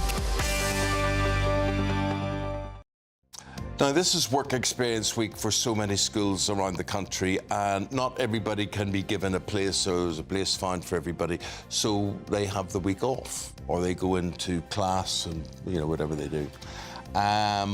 But the thing is, I think the clue's in the title, Work Experience, because I think it's very important to get experience, mix with people, know what it's like to socialise with people as well. But there is a problem to all of this, is there not? We've got some new research that we're going to be debating shortly, showing that only half of 18 to 24-year-olds feel ready for work when they do leave education. So we're going to be asking, are youngsters too scared to work? Well, that's next. You're watching GB News Breakfast with Eamonn and Miriam.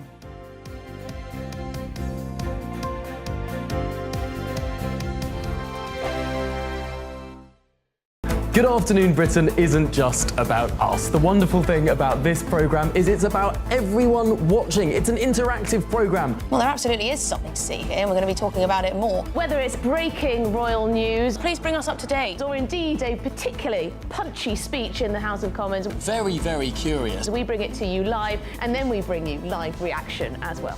That's Good Afternoon Britain, weekdays from midday. Only on GB News, the People's Channel, Britain's news channel. 5 hosts, 5 opinions, 5 fearless debates, 5 unfiltered takes on the day's news. 5 reasons not to be anywhere else on Saturday night. This is the Saturday 5. You got me good there. Britain's biggest Saturday night TV show. It's not a bad brand. Yeah. Uncensored. Very, very racy tonight. On the unpredictable. What does she say? Can you translate it for us? And always entertaining. And how can a country go from being led by William Wallace Saturday nights from 6 p.m. only on GB News, the People's Channel. Britain's news channel. You're going to want to stay tuned, trust me. This is Britain's Newsroom, where your voice matters. It's just astonishing. With expert analysis and honest opinion, we don't just keep you informed. We bring you unique perspectives you won't see anywhere else. Can't argue with any of that. When the news happens, it happens here. On Britain's Newsroom, weekdays from 9:30 a.m. Only on GB News. Westminster's full of talk, but out here, it's the real world. Am I allowed to talk then? No, that's it. This is where it matters, real people and real lives. That's what politics is all about. The fact is Trump made a good start. No. Straight answers, no spin, and just a couple of pints. How many fingers have I got up? About 10. So join me for Lee Anderson's Real World every Friday at 7 p.m. only on GB News. The People's Channel, Britain's news channel. At GB News, we love to hear from you, our loyal community. So drop us a line at gbnews.com/yoursay. There you can talk to each other and also to the presenters live on air. gbnews.com/yoursay, because GB News is your channel, Britain's news channel. Join me, Nana Okwir, for an informative, interactive news programme with a difference. It's fun. No, you didn't say that, though. I'm so surprised. I think there's an element of truth to that. Join me from 3 p.m. every weekend, only on GB News, Britain's news channel. In the GB Newsroom, we bring you the news as it happens. With our team of dedicated journalists across the UK. We're ready to keep you up to date with what's happening every half an hour, every single day. Bulletins here on GB News. The People's Channel. Britain's news channel.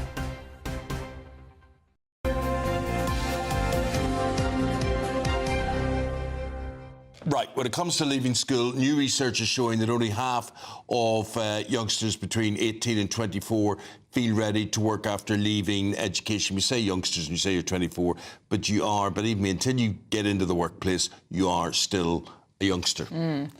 Well, a study from the Institute for Public Policy Research shows that huge numbers of young people are entering adulthood without the necessary preparation or support for success. Almost 1 million young people not in employment, not in education or training. There are calls for support that doesn't stop at the school gates and a national effort to ensure every young person can thrive. So, will these incentives make a difference, or are youngsters today simply too scared to work? Well, we're joined by teacher and broadcaster Bobby Seagull, who thinks that youngsters are not too scared to work, and businessman Mike Green, who thinks they are. Mike, let's start with you. Why do you think that the emerging generation does not have what it takes for the workplace? Well, there's a little bit of clarification. I didn't say they don't have it what it takes. I said they are scared to work. Not scared of work, but school has been so much about examination, academia, ticking boxes that we haven't taught them to socialise. We're in the most socially connected time on our planet, and yet we have the most socially inept group of individuals. They're scared of face-to-face conversation. They haven't had the work experience. My own daughter, I've got 2 Gen Zers, my own youngest daughter went to get a work experience, was all excited about it, and 2 days before was sent the Zoom link that she was going to do her work experience on. The whole point was to get face-to-face. Yeah. So they're scared of work because they're scared of that environment. Yeah. It's not that they're scared to work, but they also work differently, different times of day. They work incredibly hard, but they have a higher expectation than maybe we did when we started work. Mike, you're so right for highlighting. It's just different. The youngsters are different nowadays, and they like texting, they like emailing, but they don't like speaking. They don't like picking up the phone. The amount of people who just recoil from the phone is absolutely incredible. Exactly. In fact, one of my friends and I were talking just last week, and he's got a daughter who's 22 as well. And she said, "Dad, can I tell you about telephone etiquette?" And he said, "What's that then, darling?" And she said, "If you're going to phone me, can you text me first? Because I don't like getting an unexpected phone call out of the blue. It causes me anxiety." Yeah, there is a different expectation. Yeah, Bobby, unless, of course, people are dealing with you, you're the most sociable man, you're also a teacher, you make everything accessible, and I think once people would break through and they meet somebody like you, it's a different ball game. But you must recognise what Mike is saying. Yeah, I mean, again, I'm one of those people with the texting. If I'm about to call someone, I'll text them first saying, I was going to give you a call in the next 5-10 minutes. So I think the whole society has changed. But I think with young people, I don't think it's that they're scared, but I think they understand that the world is totally different. Again, like when I was growing up, my parents are growing up, there was such a job as like the 9-to-5 job for life. For 30 years, you'd start maybe in civil service or in government or in some sort of public sector role or even a private sector role, and you'd have that same role for 10, 20, 30 years.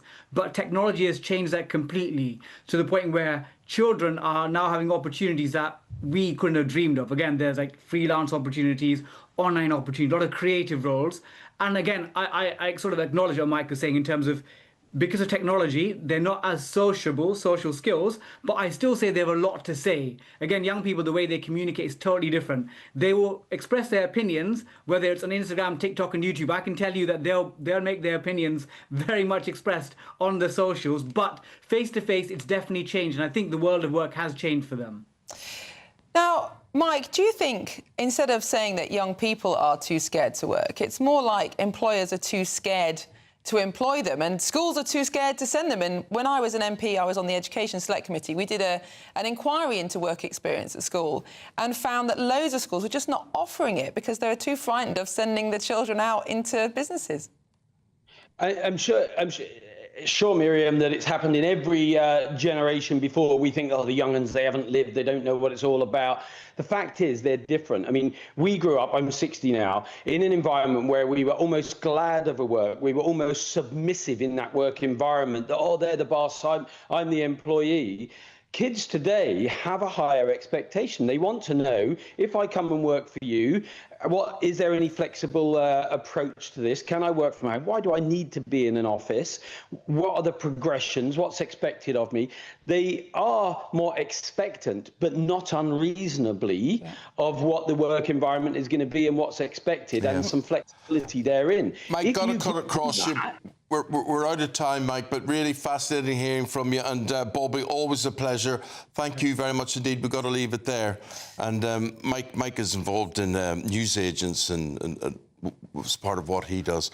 That's a hard job. Have you ever carried a newspaper bag over your shoulder? Well, and especially on the weekends, they're incredibly heavy, aren't they? And being eaten alive by dogs, going up people's paths and everything. That's a job I wouldn't want to do again. Absolutely. Anyway, we're going to take a short break, hopefully talking to the Transport Secretary after this.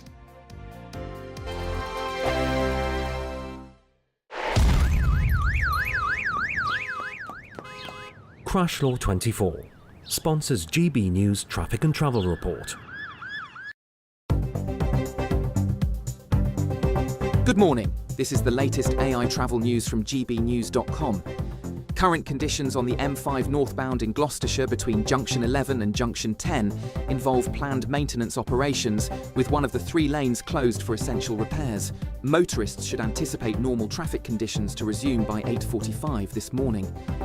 On the railways, there is significant disruption reported on the Great Western Railway, severely affecting train services running between Bristol Temple Meads and Severn Tunnel Junction, while a reduced timetable is operating on Hull trains today. Stay cautious on your journeys, and for more travel news, go to gbnews.com. Crash Law 24 sponsors GB News Traffic and Travel Report. Westminster, the ultimate clique. And you're fighting like rats in a sack. But here on the Camilla Tominey Show, we ask the questions the establishment media is too scared to ask. OK, let me ask you a straight question, because I know you're a straight-talking politician. Whether it's net zero, illegal immigration or law and order, nothing is off-limits. You had the power then. Yeah, as I and say, now you've lost it. That's the Camilla Tominey Show, a politics show that's fearless. No, let me finish my question if you don't mind, because it is my show. Sundays at 9:30, only on GB News, the People's Channel, Britain's news channel. From the school run to the home run, watch a new show for all of Britain. So he can say whatever he wants. A straight-talking show where all voices are heard. And, you know, when are we going to stop talking about smashing the gangs and actually do it? With the stories that matter from every part of our country. There's a bit of a crash landing there for your Chancellor. Bold, fearless and standing up for you. That's me, Martin Daubney, 3 p.m. till 6 p.m, weekdays, here only on GB News. The People's Channel, Britain's news channel. Westminster's full of talk, but out here, it's the real world. Am I allowed to talk now? No, that's it. This is where it matters, real people and real lives.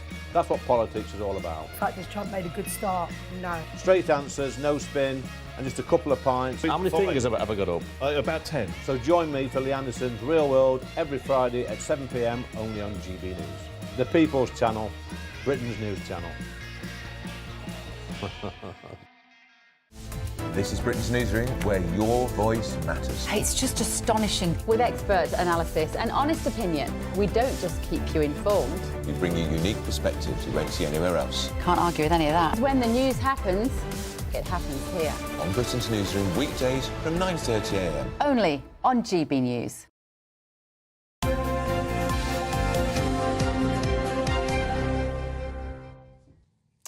Welcome back. You're watching GB News Breakfast, and we're joined now by the Transport Secretary, Heidi Alexander. Heidi, good morning. Thank you for joining us. Now, there are a number of new announcements today that the government... You're welcome. That the government's made. Tell us about some of these new infrastructure projects. Yeah, so it's an important day because we're green-lighting about 50 rail and road upgrades across the country. So some of the schemes that have had uncertainty hanging over them for a number of years have now been given the go-ahead. That includes rail schemes such as the Midlands Rail Hub that the Chancellor spoke about in her speech, also the digital signalling on the East Coast Main Line between Edinburgh and London. We're building new stations as well, restoring train services to some towns that haven't had a rail service for decades. So we are reopening a rail station at Portishead and at Pill to provide services into Bristol. There's going to be a new station at Haxby in Yorkshire, which is on the York-Scarborough line. 2 new stations as well in Devon at places called Wellington and Columpton. Not only will this lead to tens of thousands of new jobs in the construction process, it will also link people to centres of economic activity, and it will also unlock development sites where new homes can be built, because as part of this government's plan for change, we've obviously got a commitment to build 1.5 million homes over the duration of this Parliament. So this is about improving journeys for people. A number of road schemes in there as well, such as building a new road between the M54 and the M6 in Staffordshire, dualling the A66 Trans-Pennine route as well between Carlisle and Scotch Corner. I'm sure people will be delighted that these schemes are going ahead. Some of them have been in the planning for a decade or more. But nevertheless, it does draw attention to the amount of money that this is going to cost. We know that the government is short of money, or rather the taxpayer is short of money. How are these things going to be funded, given last week's vote or lack of vote to save money on welfare? Where is the money going to come from for these schemes? So the Chancellor committed £92 billion of capital spending for transport infrastructure in the spending review. Now, some of that is the really big schemes that, for example, HS2 between London and Birmingham, East-West Rail, the Trans-Pennine route upgrade between Manchester and York. But she was able to take long-term decisions in the national interest to invest in assets where we are going to yield the benefits over many years and decades to come. And so these are one-off capital schemes. It's not day-to-day revenue spending, and it's completely the right thing to do to invest in transport infrastructure in order to get the economy growing. Because if we can get businesses thriving, then obviously that's good for the exchequer in terms of tax receipts, and that means money available to invest in public services in the NHS and schools, which we know are people's priorities. Well, we wish you all the best with that, Transport Secretary. It's a win-win for everybody, that sort of investment. Could I ask you about President Trump's nomination for a peace prize from the Israeli Prime Minister Benjamin Netanyahu? What do you think of that? So look, I think the thing that we should be focused on is bringing peace to the Middle East. The images that we've seen on our television screens over the last couple of years have been absolutely horrifying. And so I think the most important thing here is, aside from any individuals, what are we doing now to bring about a permanent peace to the region? We want to see an end immediately to Israeli hostilities. We want to see a stop put to the incitement of violence against Palestinians by settlers in the West Bank. We need to see this could be sorted out if Hamas just released the hostages. If Hamas released the remaining hostages, this would... I was going on to say that the other thing that needs to happen is that the hostages obviously need to be released as well. The only way we're going to get a lasting peace in the region is to see a two-state solution where we have a viable Palestinian state alongside a safe and secure Israel. And so this government, in terms of its conversations it's having with international partners, is completely focused on that, because I think everyone in this country and around the world wants to see an end to the horror of what has been going on there. Secretary of State, we've got to leave it there. Thank you very much indeed for your comments and speaking to us this morning. Thank you. Thanks for your time. Thank you.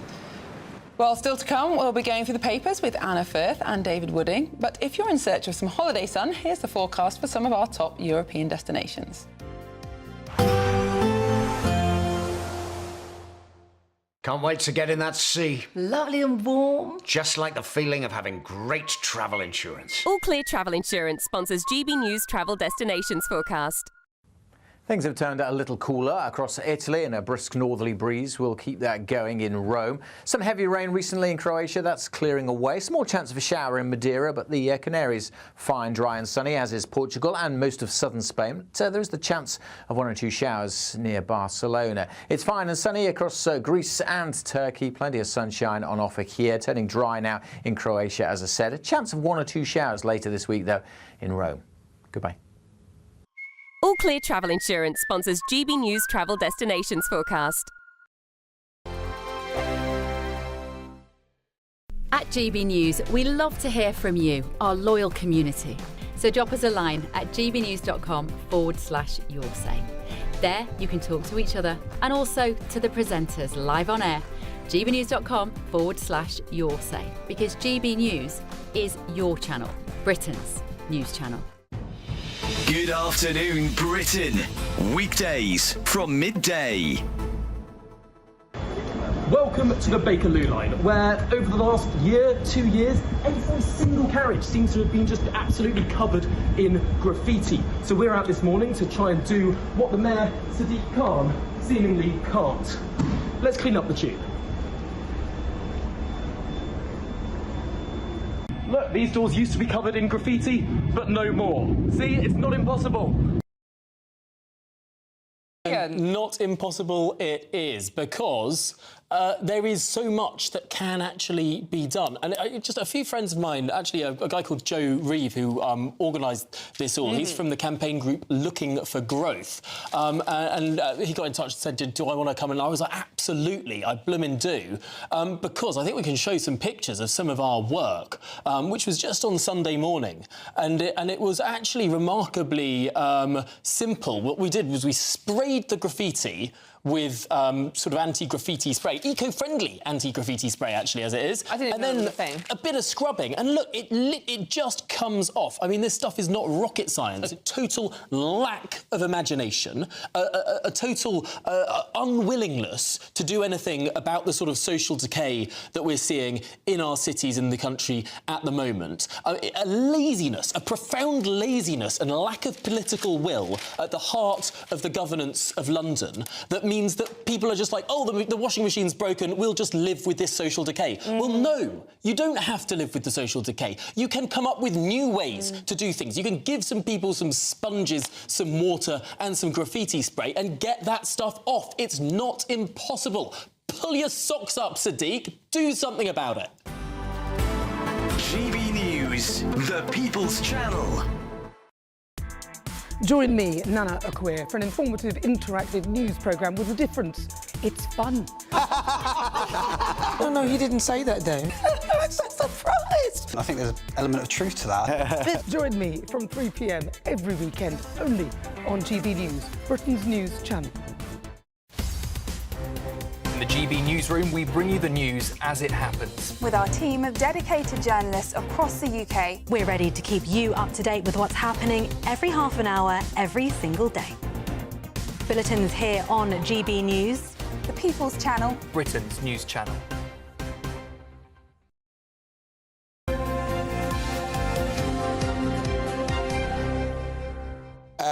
Anna Firth, David Wooding, going through the papers and the stuff that's making the news this morning.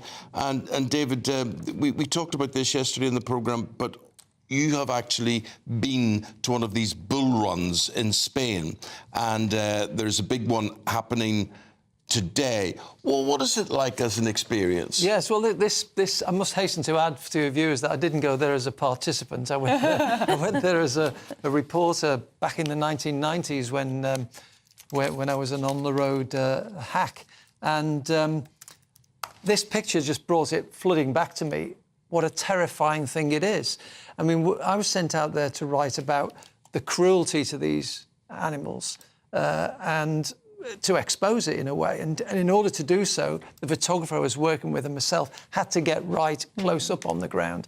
And I looked at this picture. It's absolutely terrifying. These huge beasts come running at But why would you want to run in front of them? I know it's tradition and whatever, but these folk end up in hospital. Yeah, and I remember at one stage a bull coming towards the crowd where I was, and then people all rush at you, and you find yourself running away yourself in a sort of panic, climbing up walls and up trees and everything. I just think it's medieval. You know, I just think, you know, these are magnificent creatures and we should not be using them for entertainment.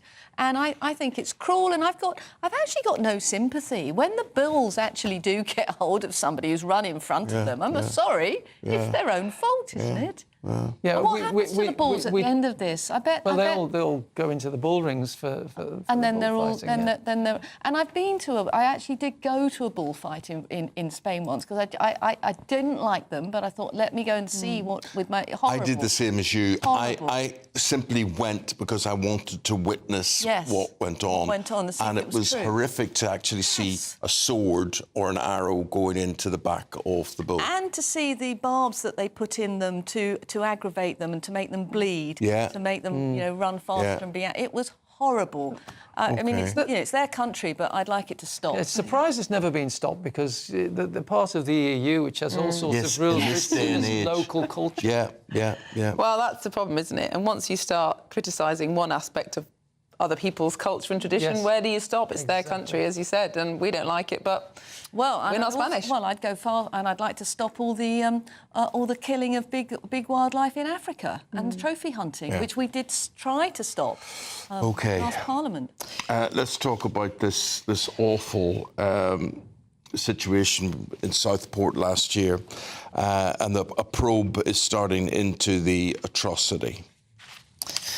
Anna. Yeah, so I mean, I think this is, you know, absolutely right that there should be an inquiry into this atrocity, in particular focusing on the PREVENT programme, because, of course, this was yet another killer that had been referred to the PREVENT programme. But I do think this is a missed opportunity, because there have been no less than 11 terrorist incidents in the last 8 years where the perpetrators have been referred to PREVENT. Started back in with the Manchester Arena. We had Parsons Green, we had Fishmongers Hall, and of course we had the killing of Sir David Amess.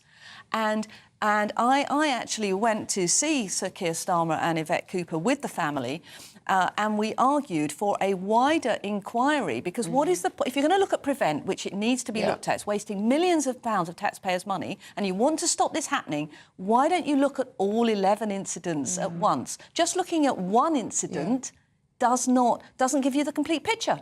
David, do you think PREVENT is fit for purpose? Well, it doesn't do what it's meant to do, which is to prevent.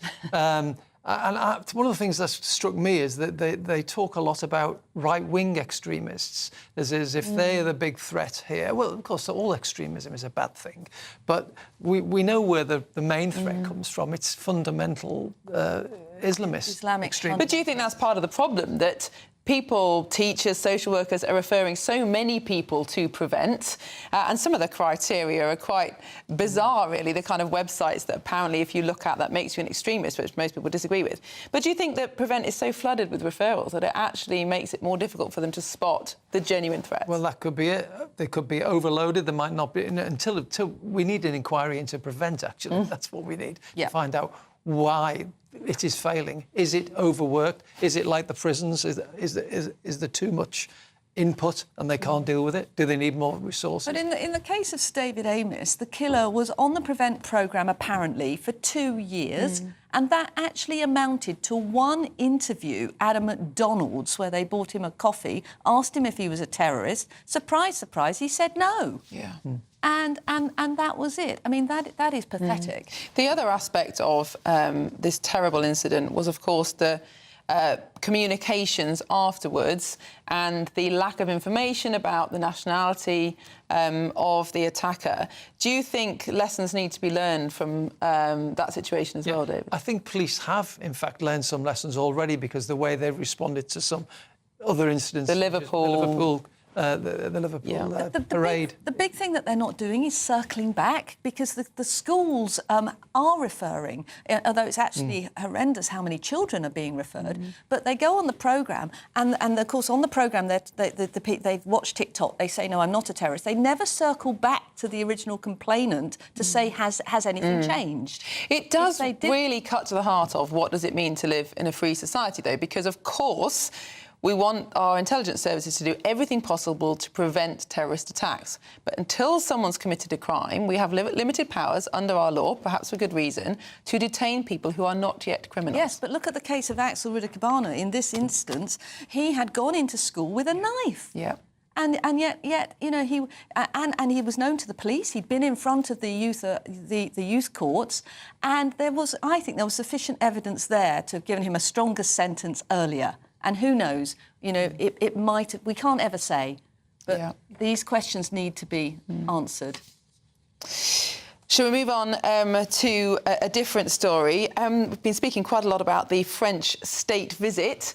It's going to be lots of glamour and wonderful spectacle tonight, David. But was the King right to say that he's going to say, we understand, that there are no borders between ourselves and the French? Well, it's clear there are no borders, because we've got thousands of migrants coming over every day. But this is the King being wheeled out for a bit of soft power, really. It's all about cozying up to President Macron to let him know we want to work together on this to try and solve the problem.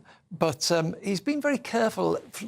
What's been briefed, he's going to talk about our shared problems and how we have to deal with things together, defence, the environment, climate change. It doesn't mention the M word, but migrants is certainly one of those issues. Meanwhile, behind the scenes, Macron's people and Keir Starmer's people are desperately trying to get this one-in, one-out deal to come up with something. I think they need, at the end of this visit, to have a big flagship announcement. Now, whether they're keeping that under wraps so that they can pull it out of the hat at the last minute, or whether they're really struggling. To me, I think they're struggling. Well, I hope that he has a splendid banquet. He can have fantastic shellfish from Leon Sea, he can have Dover sole, and then perhaps somebody, obviously not the King himself, could point out that if they want to keep fishing our waters for the next 12 years, maybe they could pull their finger out and stop the boat. It's a shame you haven't been invited, Donna. I think there would be some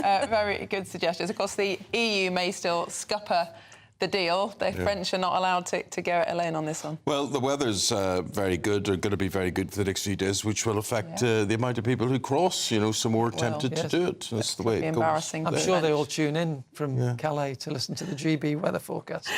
Well, let's just do that. It is going to be a good few days, and unexpectedly again, but it's nice. And after all, it is summer. It is summer. Let's go to Alex Deacon, and he has the picture wherever you are waking up today.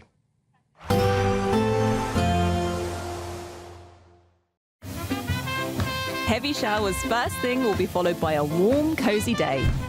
Boxed Boilers, sponsors of weather on GB News. Morning. Welcome to your latest weather update from the Met Office here on GB News. A fine summer's day out there for the vast majority. Temperatures close to average, feeling a bit warmer than yesterday.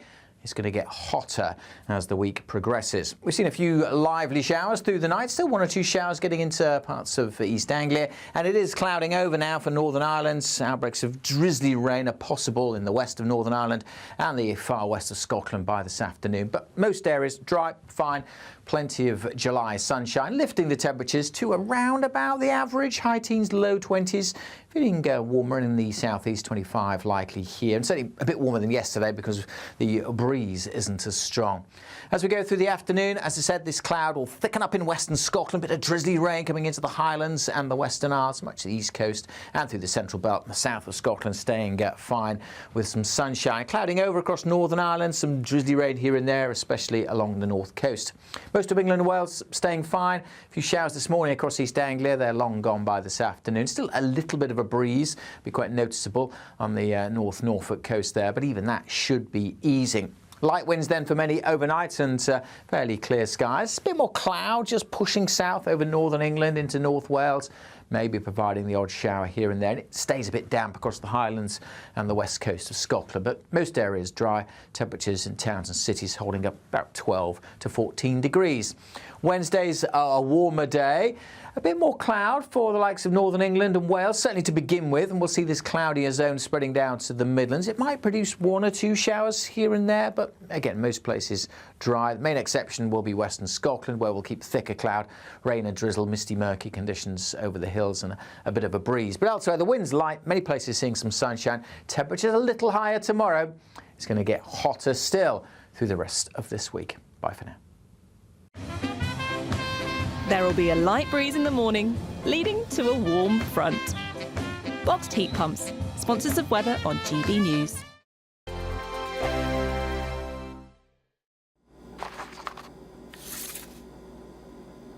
Crash Law 24 sponsors GB News Traffic and Travel Report. Good morning. This is the latest AI travel news from gbnews.com. Currently, motorists on the M5 northbound face delays due to lane closures between Junction 11 and Junction 10. Traffic management is in place and normal conditions are projected to return around 9:15 this morning. Meanwhile, on the M8, there's a traffic delay of approximately 19 minutes between Junction 3 and Junction 1 westbound, caused by a fault at the Newbridge traffic lights. And on the trains, there is disruption to Chiltern Railways between London, Marylebone and Aylesbury. Additionally, East Midlands railway services at Nottingham are experiencing delays. For more updates and comprehensive travel news, go to gbnews.com. Crash Law 24 sponsors GB News Traffic and Travel Report.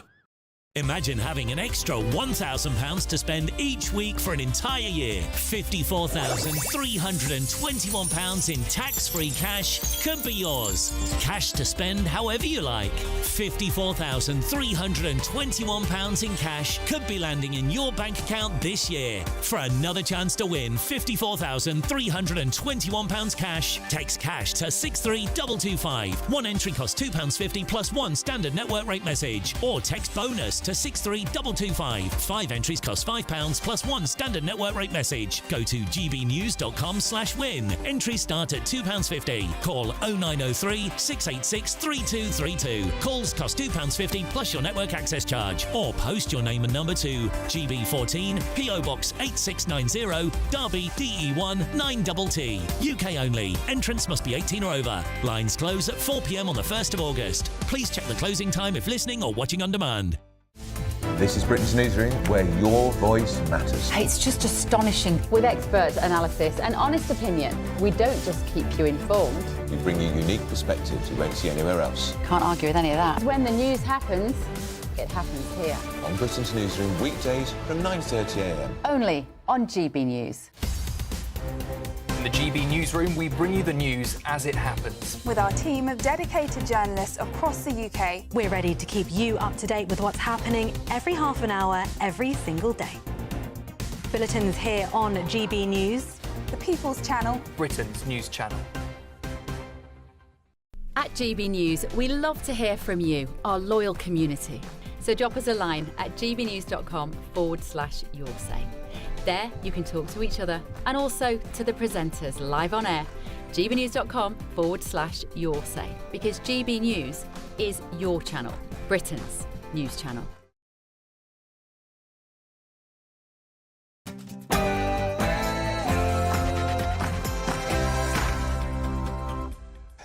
King Charles will tell Emmanuel Macron that challenges between Britain and France know no borders.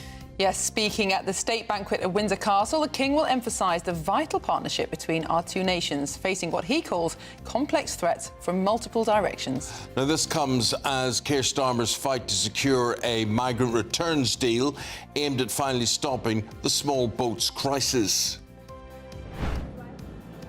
The King remains above politics, and palace sources keen to play down the idea that the King will refer specifically migration, instead focusing on defence, technology and climate change. More details shortly. Present to you, Mr. President, the letter I sent to the Nobel Prize Committee. It's nominating you for the Peace Prize, which is well deserved. Yes, the Israeli Prime Minister, Benjamin Netanyahu, nominates Donald Trump for the Nobel Peace Prize as the pair meet in Washington, D.C. The public inquiry into the Southport stabbings, which killed 3 children, begins today. It'll examine failures leading up to the tragedy last July. And a stark warning for the state pension. Researchers warn the triple lock is at risk of going bust. 100 people are dead as Texas comes to terms with the severe flooding it's experienced over the past few days. Dozens of people are still missing, and fears grow that the number of fatalities will continue to rise. Calls for action on alcohol. New research finds almost 2/3 of workers are drinking more due to stress or pressures related to their job.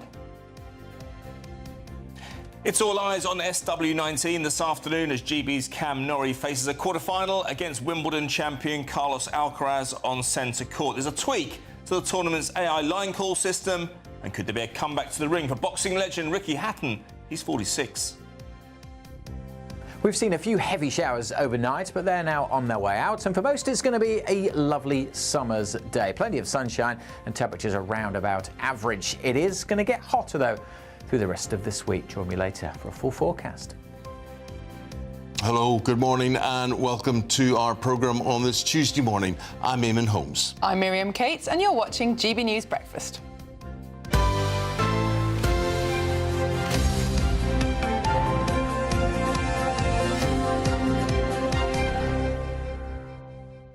Well, we're now joined by Shadow Chief Secretary Richard Fuller. Richard, Conservative MP, thank you for joining us this morning. Now, we've had the Transport Secretary, Heidi Alexander, on in the last hour talking about the announcements, the infrastructure plans that the new government is going to bring into place. Do you support this new investment? Well, I support a number of the announcements, largely because these were projects that were already underway under the last Conservative government. I think the majority of them were already well underway. And so Ms. Heidi Alexander's statements today really are part of a process of trying to draw attention away from some of the woes of the Chancellor, I think, as we get ready for recess. Now, of course, it could be argued that the Chancellor has made the economic situation worse, paying public sector workers more, a number of tax rises that haven't resulted in the increase in revenue that they hoped. But nevertheless, they did receive a difficult inheritance from the last Conservative government, particularly in terms of public debt and a squeeze on interest payments. Do you think the Conservative government did enough to bring debt down? Well, in some ways, Miriam, I think the Conservative Party in last Parliament got criticised for trying to do too much. The tax rises were very difficult for Conservatives like me to stomach, but that was part of the plan to bring down the debt. And the debt, of course, wasn't something of choice. It was largely due to the response to support businesses and people during COVID. The response of this Chancellor, Rachel Reeves, has been to increase the amount of debt, creating even more burden for the future.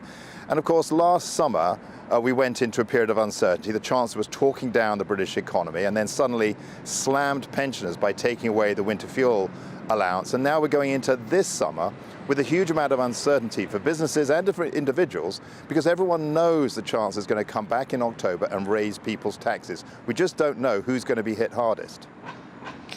But Richard, what would you do about the fact that, for example, the state pension is going to go bust in 10 years' time? In 10 years' time, national insurance receipts will be less than what we're paying out in welfare. If you don't support cutting winter fuel allowance, if you don't support ending the triple lock, what would be the Conservatives' plan to stop our country essentially from going bankrupt? Well, I think you're putting your finger on a very important point, Miriam, which is we can look at day-to-day expenditure and look at cuts there, but we also need to look at some of those long-term liabilities, the burdens we're passing on to future taxpayers about how affordable are things like the state pension in 20 or 30 years' time. And, you know, the Conservative Party is under new leadership. We have this opportunity to think about new ways to approach problems that perhaps have bedeviled the country in the past. And I think looking at some of those issues and trying to come up with a solution that works for people who are just starting work. Because if you ask young people, Miriam, do they think they're going to get a state pension? They either say, well, I probably will, but not till I'm very, very old, or they say I'm not going to get it at all. We need to address that, and I'm doing that thinking and discussing it with the Leader of the Opposition. I'm wondering, am I going to get it, Richard? I'm due. I thought, well, I'm 65, right? So I thought I'll get the pension, but I think I've got to wait till I'm 67 now. Right. That's why I've got to come into work here every morning. I thought you did it for the love. Do all of this, yeah. Coach, let's move on. Have you? Eamonn, I'm in the. Okay. No. Let's keep going, Richard. I was going to say. What were you going to say, Richard? Yeah, look. I mean, Eamonn, you and I are in the same boat. You know, they moved it from 66 to 67, and who knows, they might move it to 70 before you and I get to 67. But for Miriam and people younger than Miriam, they have a fundamental question about will the state pension be there for them at all in its current form. That's a problem I think the Conservative Party should be looking at. I have a fundamental question for you. What about Donald Trump being nominated for this Nobel Peace Prize by Benjamin Netanyahu? Do you think that's a worthy nomination, or do you have a view on that? Well, I don't have a very developed view. I would just say I would think even the President of the United States would think that it's a bit premature. It's the Nobel Peace Prize, but the people of Israel are not yet at peace with their neighbors. The people in Gaza are still suffering from attacks. There's no peace there, and there's no peace in the wider Middle East. So I think the President would say, whoa, hold on, Prime Minister, let's just get these issues resolved before we start talking about handing out the accolades. Okay. Do you think, as the UK, we need to rethink our foreign policy on the Middle East? The last government was very pro-Israel compared to perhaps previous cabinets. This one, not so much. Do you think the two-state solution is still a viable option? Well, I'm not an expert in this area, Miriam, to be honest, so I don't want to go too far. My personal view is that I do think we need to stick by the two-state solution. I think it's been a tremendous mistake by Western governments since the Oslo Accords not to follow up those. And those are back in the 1990s, not to follow up on that with consistent pressure on both sides to ensure they were pursuing the pathway to peace, that they were respecting borders, and that they were trying to create a viable economic future so that future generations of Palestinians, future generations of Israelis felt they had a stake in the future as neighbors that could get on with each other. So I think the West really does need to say, if it wants to believe in the two-state solution, it's got to back that up with more action to make sure it actually takes hold. Shannon, Chief Secretary, we've got to leave it there. Thank you. I'm just at beggar's belief that you are 65. You're like me, that the problem is, you know, he should be a pensioner. 63, Aim. 63. Oh, 63. You just look older. I'm supposed to insult the guests. Thank you, Richard. Thank you very much indeed. We'll leave it there. Thank you, Richard. Thank you. He is right, though. There's nobody under 40 is going to get a state pension. I mean, that is absolute fact. We do need another way of doing this. Now, let's talk about Emmanuel Macron, or as some people say, Macron. So Emmanuel Macron, the French president, in a powerful display of diplomacy, the king here will tell Mr Macron that challenges between Britain and France know no borders. Yes, speaking at a state banquet at Windsor Castle, the King will emphasise the vital partnership between our two nations, facing what he calls complex threats from multiple directions. Now, this comes as the Prime Minister fights to secure a critical migrant returns deal aimed at stopping the small boats crisis. Well, we're now joined by GB News royal correspondent Cameron Walker. Cameron, thanks for joining us. Lots to anticipate today. The state banquet. What other activities will President Macron be taking part in? Oh, yes, Miriam, lots of subtle messages and lots of pomp and pageantry here in Windsor. Good morning. Of course, the King is expected to, later on, as you're referring to, stress the vital importance of the partnership between France and Britain amid the multitude of complex threats. As you said, that is going to be in the speech just before the state banquet in St George's Hall of Windsor Castle later on this evening. The King also expected to highlight these challenges: no borders, no fortress can protect us against them at this time. Now, the question is on everyone's lips, is this a subtle reference to the illegal migration crisis and the small boats crossing from France to the United Kingdom? Well, royal sources last night were down that idea that the King was specifically referring to that, instead suggesting His Majesty was referring to defence, technology and climate change. But I think it's very inevitable, isn't it, that during this state visit, when President Macron is here in the United Kingdom, he will be discussing the Channel migrant crisis, most likely, though, with the Prime Minister, Sir Keir Starmer, in Downing Street, not with King Charles. Of course, the King remains above politics, and the King's role here is that so-called soft power. It's that buttering up of a foreign head of state. So when it comes to those tough political talks later on this week, perhaps he is more likely to be more accustomed to what Britain and the UK governments want. So the King is rolling out the red carpet here today alongside other members of the royal family. It will be the Prince and Princess of Wales who collects President Macron and Bridget Macron, his wife, at RAF Norfolk when their plane lands from France. They will then drive to Windsor and join the King and the Queen on a specially built royal dais on Datchet Road in Windsor. That's the other side of the castle to where I am, slightly further down the hill. And it's there the pomp and pageantry really kicks off with the red carpets. There's going to be a carriage procession through the town. They're going to be going up the long walk into the upper ward of the castle, where there will be a military display put on for President Macron. And the King will invite him to inspect a guard of honour as the Prince and Princess of Wales and Bridget Macron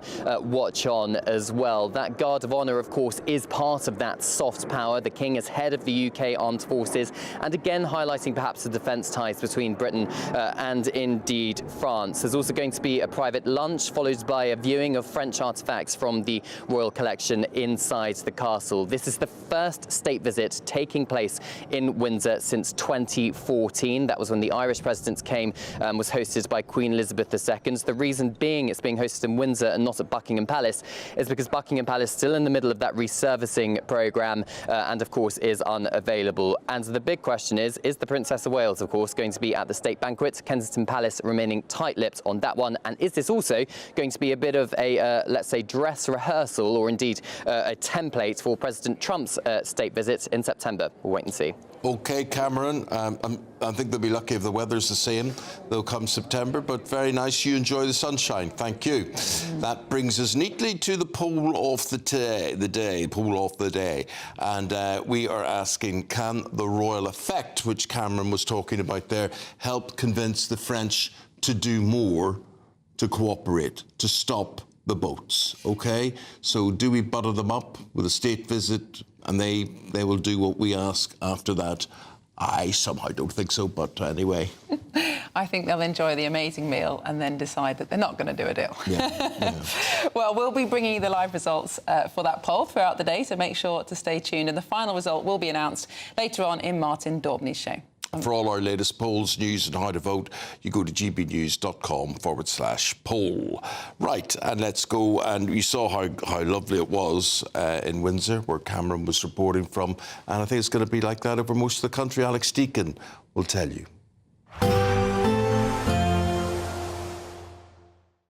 Expect a warm front, moving from the kitchen right through to the rest of the house. Boxed Boilers, sponsors of weather on GB News.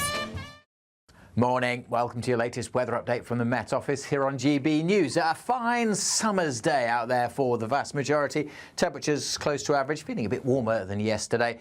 It's going to get hotter as the week progresses. We've seen a few lively showers through the night, still one or two showers getting into parts of East Anglia, and it is clouding over now for Northern Ireland. Outbreaks of drizzly rain are possible in the west of Northern Ireland and the far west of Scotland by this afternoon, but most areas dry, fine. Plenty of July sunshine, lifting the temperatures to around about the average, high teens, low 20s. Feeling warmer in the southeast, 25 likely here, and certainly a bit warmer than yesterday because the breeze isn't as strong.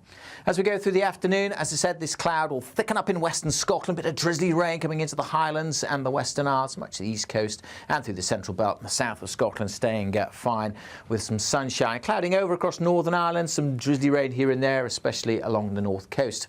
Most of England and Wales staying fine. A few showers this morning across East Anglia. They're long gone by this afternoon. Still a little bit of a breeze, be quite noticeable on the North Norfolk coast there, but even that should be easing. Light winds then for many overnight and fairly clear skies. A bit more cloud just pushing south over northern England into North Wales. maybe providing the odd shower here and there. And it stays a bit damp across the Highlands and the west coast of Scotland, but most areas dry. Temperatures in towns and cities holding up about 12 to 14 degrees. Wednesday's a warmer day. A bit more cloud for the likes of northern England and Wales, certainly to begin with, and we'll see this cloudier zone spreading down to the Midlands. It might produce 1 or 2 showers here and there, but again, most places dry. The main exception will be western Scotland, where we'll keep thicker cloud, rain and drizzle, misty, murky conditions over the hills and a bit of a breeze. But elsewhere, the wind's light, many places seeing some sunshine. Temperatures a little higher tomorrow. It's going to get hotter still through the rest of this week. Bye for now. A positive outlook through the night will power through to a bright day ahead. Boxed Home Battery Storage, sponsors of weather on GB News. Well, still to come, the Adam Smith Institute is warning that the state pension could go bust in 10 years. You think it'll be lucky to make 10 years, do you? Well, I think 10 years before national insurance coming in is less than benefits going out. That's what the Adam Smith Institute is saying. But now is the time to start sorting it out. All our viewers, not all our viewers, some of our viewers are saying Miriam Cates hates pensioners. I don't. But I think most pensioners will want to know that their children and grandchildren are not going to live in a bankrupt country. And if we're going to ensure that, we've got to do something about it now. OK. Well, your views very welcome. Have your say on the programme, and we're discussing that next.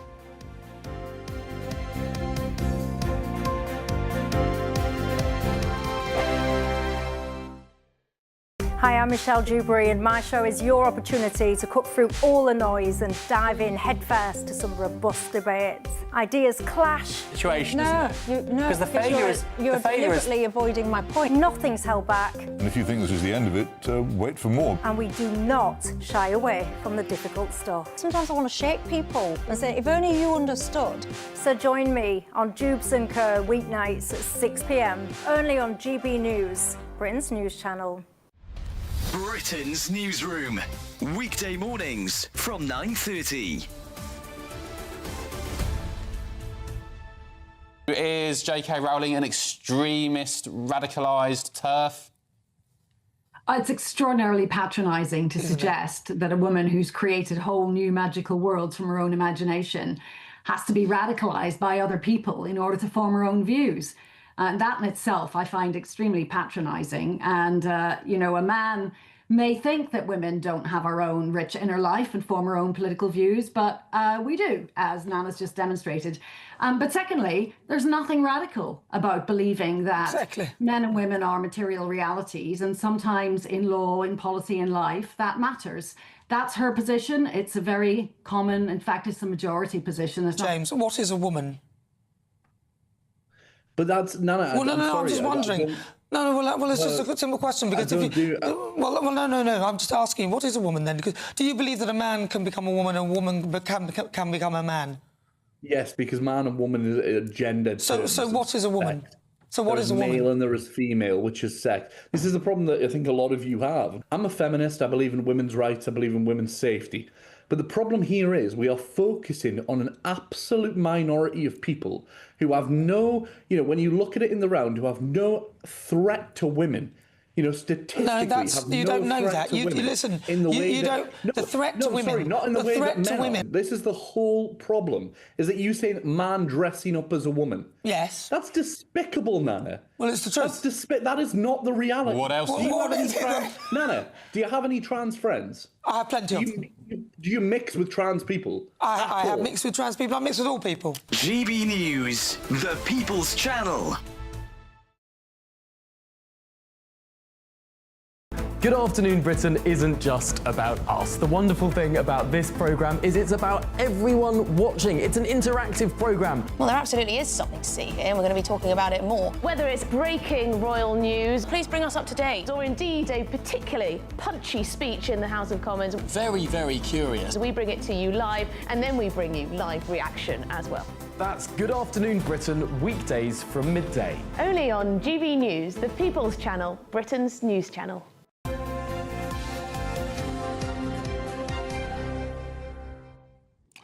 We're getting reports that the former Secretary of State for Employment, the veteran politician, Norman Tebbit, who served in Margaret Thatcher's government in the 80s, a big Thatcher supporter, and a victim, as was his wife, in the Brighton bombing, has died.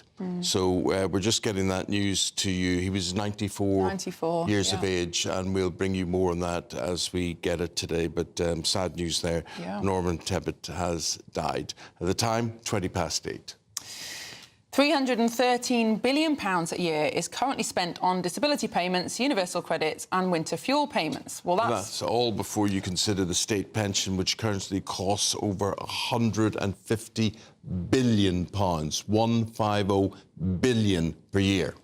Well, the Adam Smith Institute has found that by 2036, the state pension will be paying out more than it receives in national insurance contributions, effectively going bust. So if nothing changes in the next 10 years, you could see the state pension on the brink of collapse.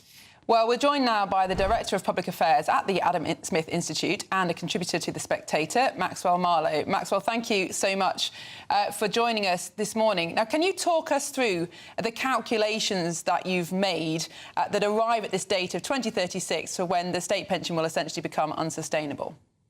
Absolutely. Well, good morning. So what we've done at the Adam Smith Institute is essentially come up with what we call a dynamic fiscal model, which takes into account population growth, the age of the workforce, how many people are in work, how much they're paying in national insurance, how much national insurance is being spent on the state pension, and doing a forecast all the way out to 2050. And the numbers we found are pretty horrifying, really. I'll be honest to your viewers.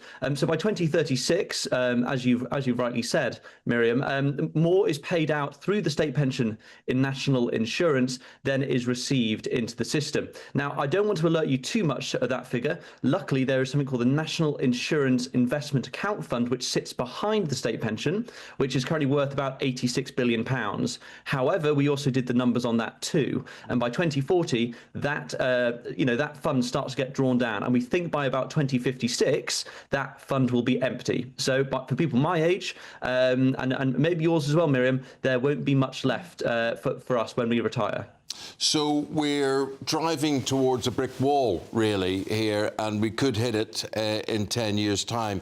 What will the consequences of that be? I mean, socially, how will we take that into account as a country when we say, well, you may well be retirement age, but there ain't anything for you? Well, that's the big difficulty, really, Eamonn. I mean, it would completely upend the social contract, because for so long people have paid into the national insurance scheme, and I should remind viewers that the state pension is actually defined in law as a benefit. It's paid in with tax money being paid now and then paid out immediately afterwards, with the surplus going to this fund. Further down the line, that means that current taxpayers would be paying in, but nothing would be coming out the other end. So people who retire then would have to rely on their own state pensions. They'd have to probably sell their houses, sell their assets, sell the things they own to keep going, or they'd have to work much later. So when we announced our findings in the Sunday Times on Sunday, the IFS were also in the article, and they suggested that the state pension would probably have to rise to about 74 or 75 to keep this gravy train, on the rails. Gosh, 74, 75? I think that the fundamental problem here is that when the state pension, as we have it now, was designed in the 1940s, life expectancy was 65. Yeah. Few people would live long enough to draw a pension, and even if they did, only for a few years. And yet, amazingly and wonderfully, life expectancy is now 80, 82. So there's a mismatch between the contributions people are making and the amount of money they take out towards the end of their life. What is that mismatch? How much more money are people taking out now than they've contributed during their working life? Of course. So if you take a study done in, I think it was 2018, so that is a while ago, and that's not inflation linked. People were essentially taking more out of the overall benefit system, and I'm including other things like health and also sickness benefits and the like. They were essentially taking out more than £200,000 more than they put in over their working life. We expect that to go up significantly as the average age and life expectancy goes up, which is expected to do by a few years. So that's really the big issue we're facing here, which is that we have a demographic crisis. Miriam, you've done so much excellent work talking about the demographic crisis in policy. It is also the big problem, of course, is that we're not having enough children. Having children is too expensive, and there seems to be a societal, push against having more kids. But we need those people to, those children to come into work in order to fund these benefits. And at the end of the day, that is the need. Never mind economic growth and the like. So this is a huge problem, and that the fact the state pension and the government really is just way too expensive, and it needs to be cut back. But what would you advise, Max? Or would there be anything you would advise in terms of this is coming at us? It's highly likely if you're a certain age you'll not pick up a pension, or you'll pick up a greatly reduced pension. What would your advice be to people to protect themselves or prepare? Well, it'd be difficult for everyday people. I think pay into your private pensions is the best thing you can do, really. And the Chancellor is going to kill me for saying this, but don't invest in the UK at the moment. Your returns aren't very good. Look at the US. Maybe look at China, where the returns are good. So I'd do that in the first instance. I'd say to policymakers, though, we need to abandon the triple lock. It is literally the ratcheting effect which is making it bankrupt. And I'd actually reform the pension system to look like Sweden's pension system, which invests in the real economy, and much like your private pension would, and it gives you more choice and autonomy over your financial planning. And it would do amazing things for the UK if we invested back into our economy. And just very briefly and very succinctly, can you explain what the triple lock is?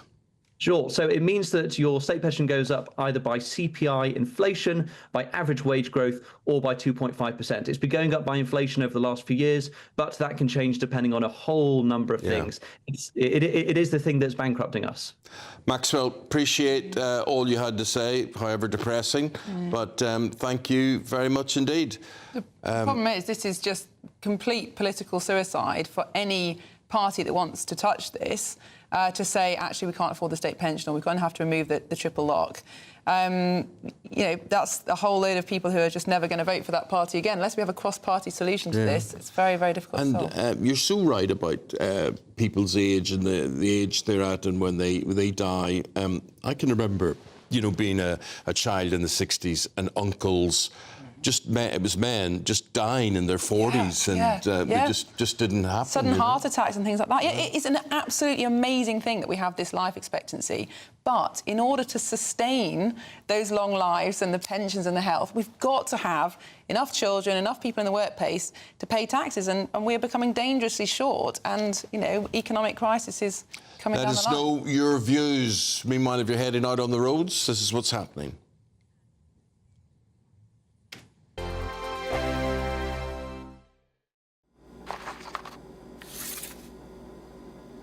Crash Law 24 sponsors GB News Traffic and Travel Report. Good morning, this is the latest AI travel news from gbnews.com. Traffic delays affect the M5 northbound between Junction 11 and Junction 10 in Gloucestershire. One lane is closed due to road management, expected to clear after 10 this morning. In Manchester's M60, expect congestion clockwise between Junction 24 and Junction 25, with 30-minute delays anticipated to improve by 9:15 this morning. Elsewhere, traffic remains heavy eastbound on the A14 between Junction 55, Copdock and Junction 56 near Ipswich Docks. Normal traffic conditions are expected before 8:45 this morning. And on the trains, disruptions persist between London Marylebone and Aylesbury on Chiltern Railways. For more travel news, go to gbnews.com. Crash Law 24 sponsors GB News Traffic and Travel Report.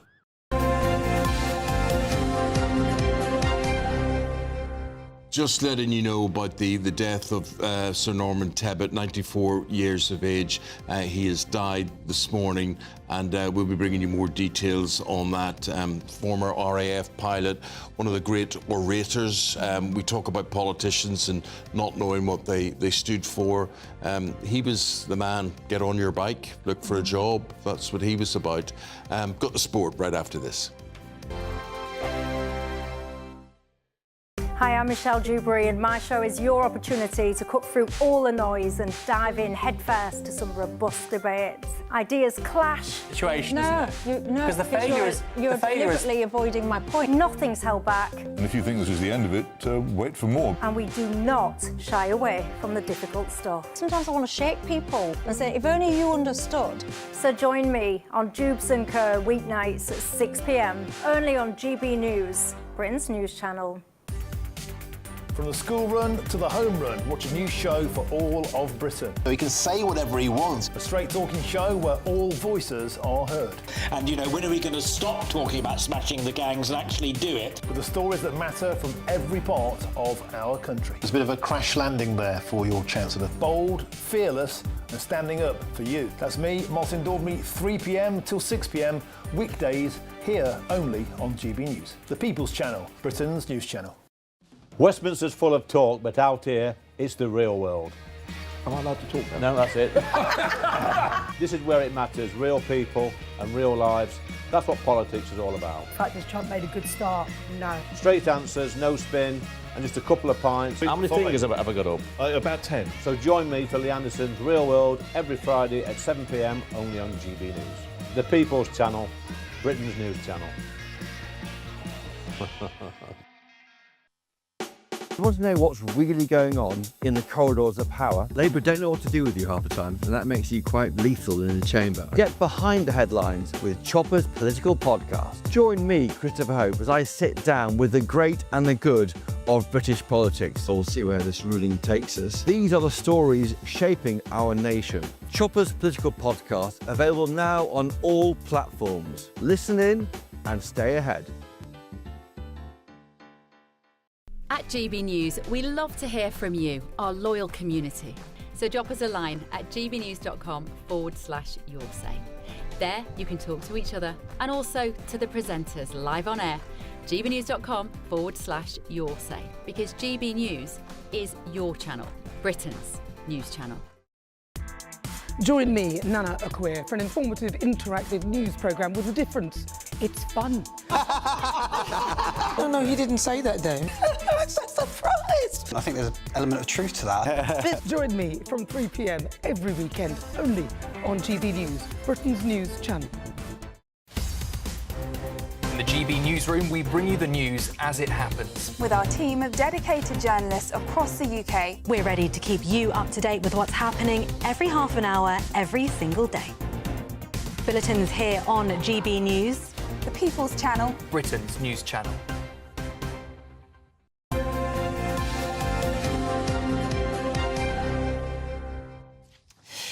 Well, we're back here. You're watching GB News Breakfast, and of course we brought you that sad news that Norman Tebbit, star of Thatcher Cabinet, has died, aged 94, and we have Ada McGee here with us to discuss sport. But of course, Norman Tebbit gave his name to something sporting, didn't he?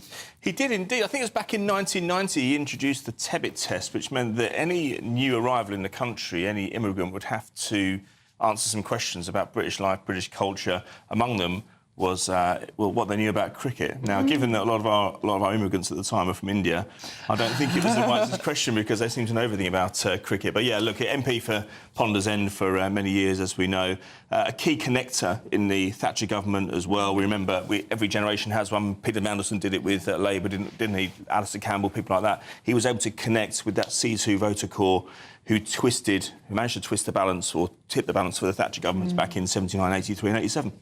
And he was very passionate about work and hard work. He grew up in a working class background, and he made that famous speech, I think it was at a Conservative Party conference, where he said that his father, who was out of work in the Great Depression, didn't riot. He got on his bike and didn't stop until he found work. He was challenging the union attitude at the time. Yes, he was. I remember actually seeing a video of that speech the week I failed my cycling proficiency test. How ironic. So I couldn't have acted on his advice even if I was able to. But no, listen, he was a key performer in that 1980s administration, no question about that. Right, what have you got? AI at Wimbledon. Now, we saw the fiasco, didn't we, on Sunday? We saw the Sonic Cartel against Anastasia Pavlyuchenkova match, where at a key point, a 4-4 Eamonn We saw that the ball went long. The AI was meant to kick in with the line judges. We don't have line judges this year, but the AI was meant to do that job. It was switched off by a worker, and the German umpire didn't just look away. He looked as if he'd just literally taken his eye off the ball, and he replayed the point. Wimbledon have apologised for that in the last 24 hours or so, and they've said that, I'll give you the quote, it said, while the source of the issue was human error, this cannot now be repeated. So we should see a limitation, I think, I'd say limitation and eradication completely of mistakes from that, because it was hugely controversial getting rid of all those people. I felt they added to the theatre a little bit. Absolutely. Just all those people in smartly dressed Wimbledon branded clothing. And it was very rare they got the calls wrong as well, I have to say. I thought it was quite good. And there was Cyclops as well, do you remember that? With the buzzer going off every time it missed the lines. But we're hoping now we won't see any errors, at least, from AI. And we'll see how it plays out. But it's under pressure now, that's for sure. OK. I assume it was cost reasons that they've sacked the people and employed a... Not necessarily. I just think sport just seems keen to embrace technology, but I just don't think it's tested well enough sometimes. Look at the VAR rollout back in 2019 in football. I mean, how many mistakes? Football fans, apart from anything else, fans just weren't used to it. And they were sitting inside stadiums waiting 6 minutes for calls to be made, and it's not satisfactory when people are paying 40, 50, 60 quid to get into a game. Yeah. Well, Ricky Hatton's going to test himself, coming back at the age of 47. Well, he'll be 47 in October. As a matter of fact, so then when this fight is scheduled, he will be 47. Yes, indeed. It's December the 2nd in Dubai, and I don't think I can blame him, quite frankly. You just see some of these circus acts coming out of retirement in the last few years, and you're looking at Mike Tyson loping around the ring against Jake Paul just a few months ago, the amount of people who watched it, the amount of money he made, and he's probably thinking, well, why shouldn't I give it a go? I never knew a boxer, Eamonn, who had quite the contingent, quite the support that he did around the world. All the Man City fans, or even the wider sporting public in Manchester, used to just travel en masse with him to places like Vegas. He fought memorable fights against Costa Tszyu when he won his title at welterweight. There was the fight against Floyd Mayweather when he wasn't quite up to the mark, unfortunately. He's had his troubles since then. I would imagine the temptation to try and get a few quid out of this is just going to be too much to resist. And I wish him every bit of luck. Talking about a few quid, the Premier League, right, awash with money. Yep. And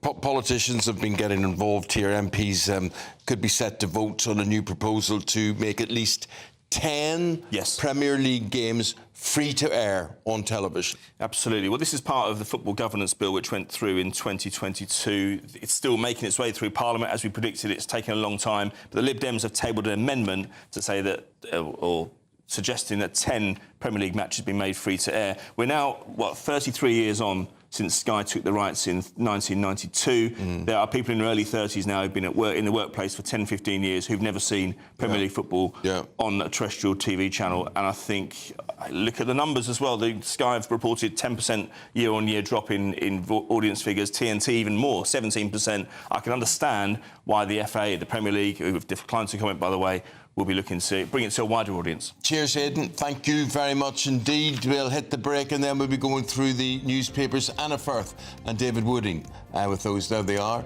And if you're in search of some holiday sun, here's the forecast for some of the top European destinations. Dinner under the stars tonight? That reminds me of our travel insurance. You mean all clear skies? All Clear Travel Insurance sponsors GB News Travel Destinations forecast.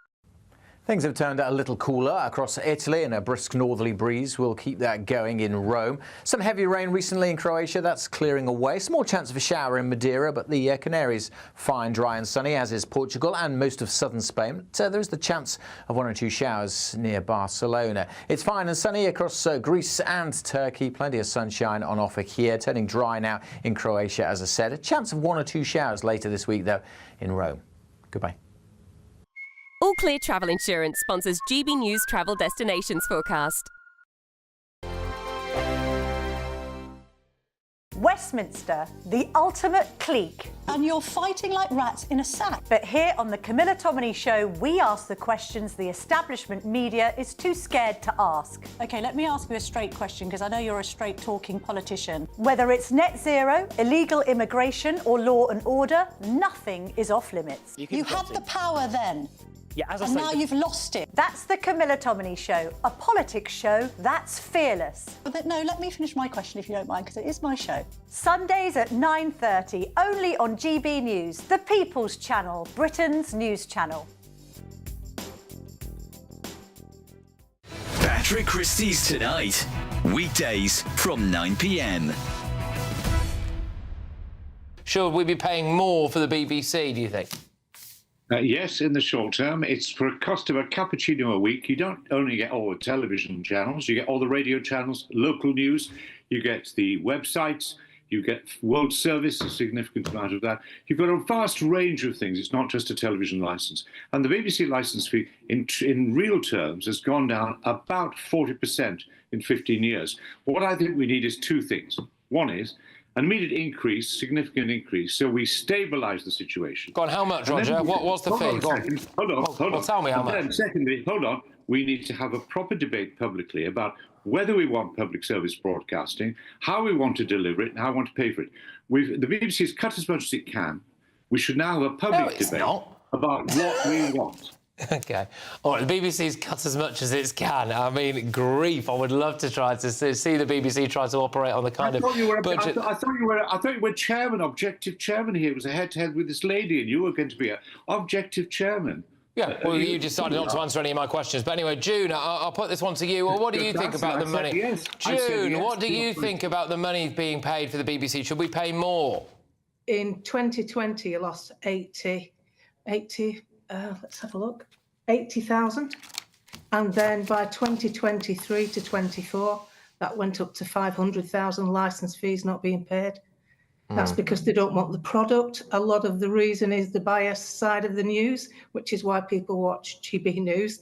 The programme making, I can understand the creative part of it, but what you've got to look at from the public's point of view is they pay their licence whether they're using all those facilities or not. GB News, the People's Channel. Join me, Nana Akwe, for an informative, interactive news programme with a difference. It's fun. No, he didn't say that, Dave.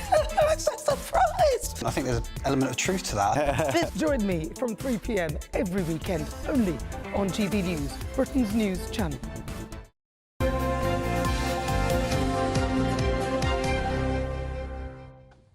David Wooding and Anna Firth, former Conservative MP, very good stage to talk, Anna, about the death that's just been announced of veteran politician Norman Tebbit. Yeah, I mean, this is very sad.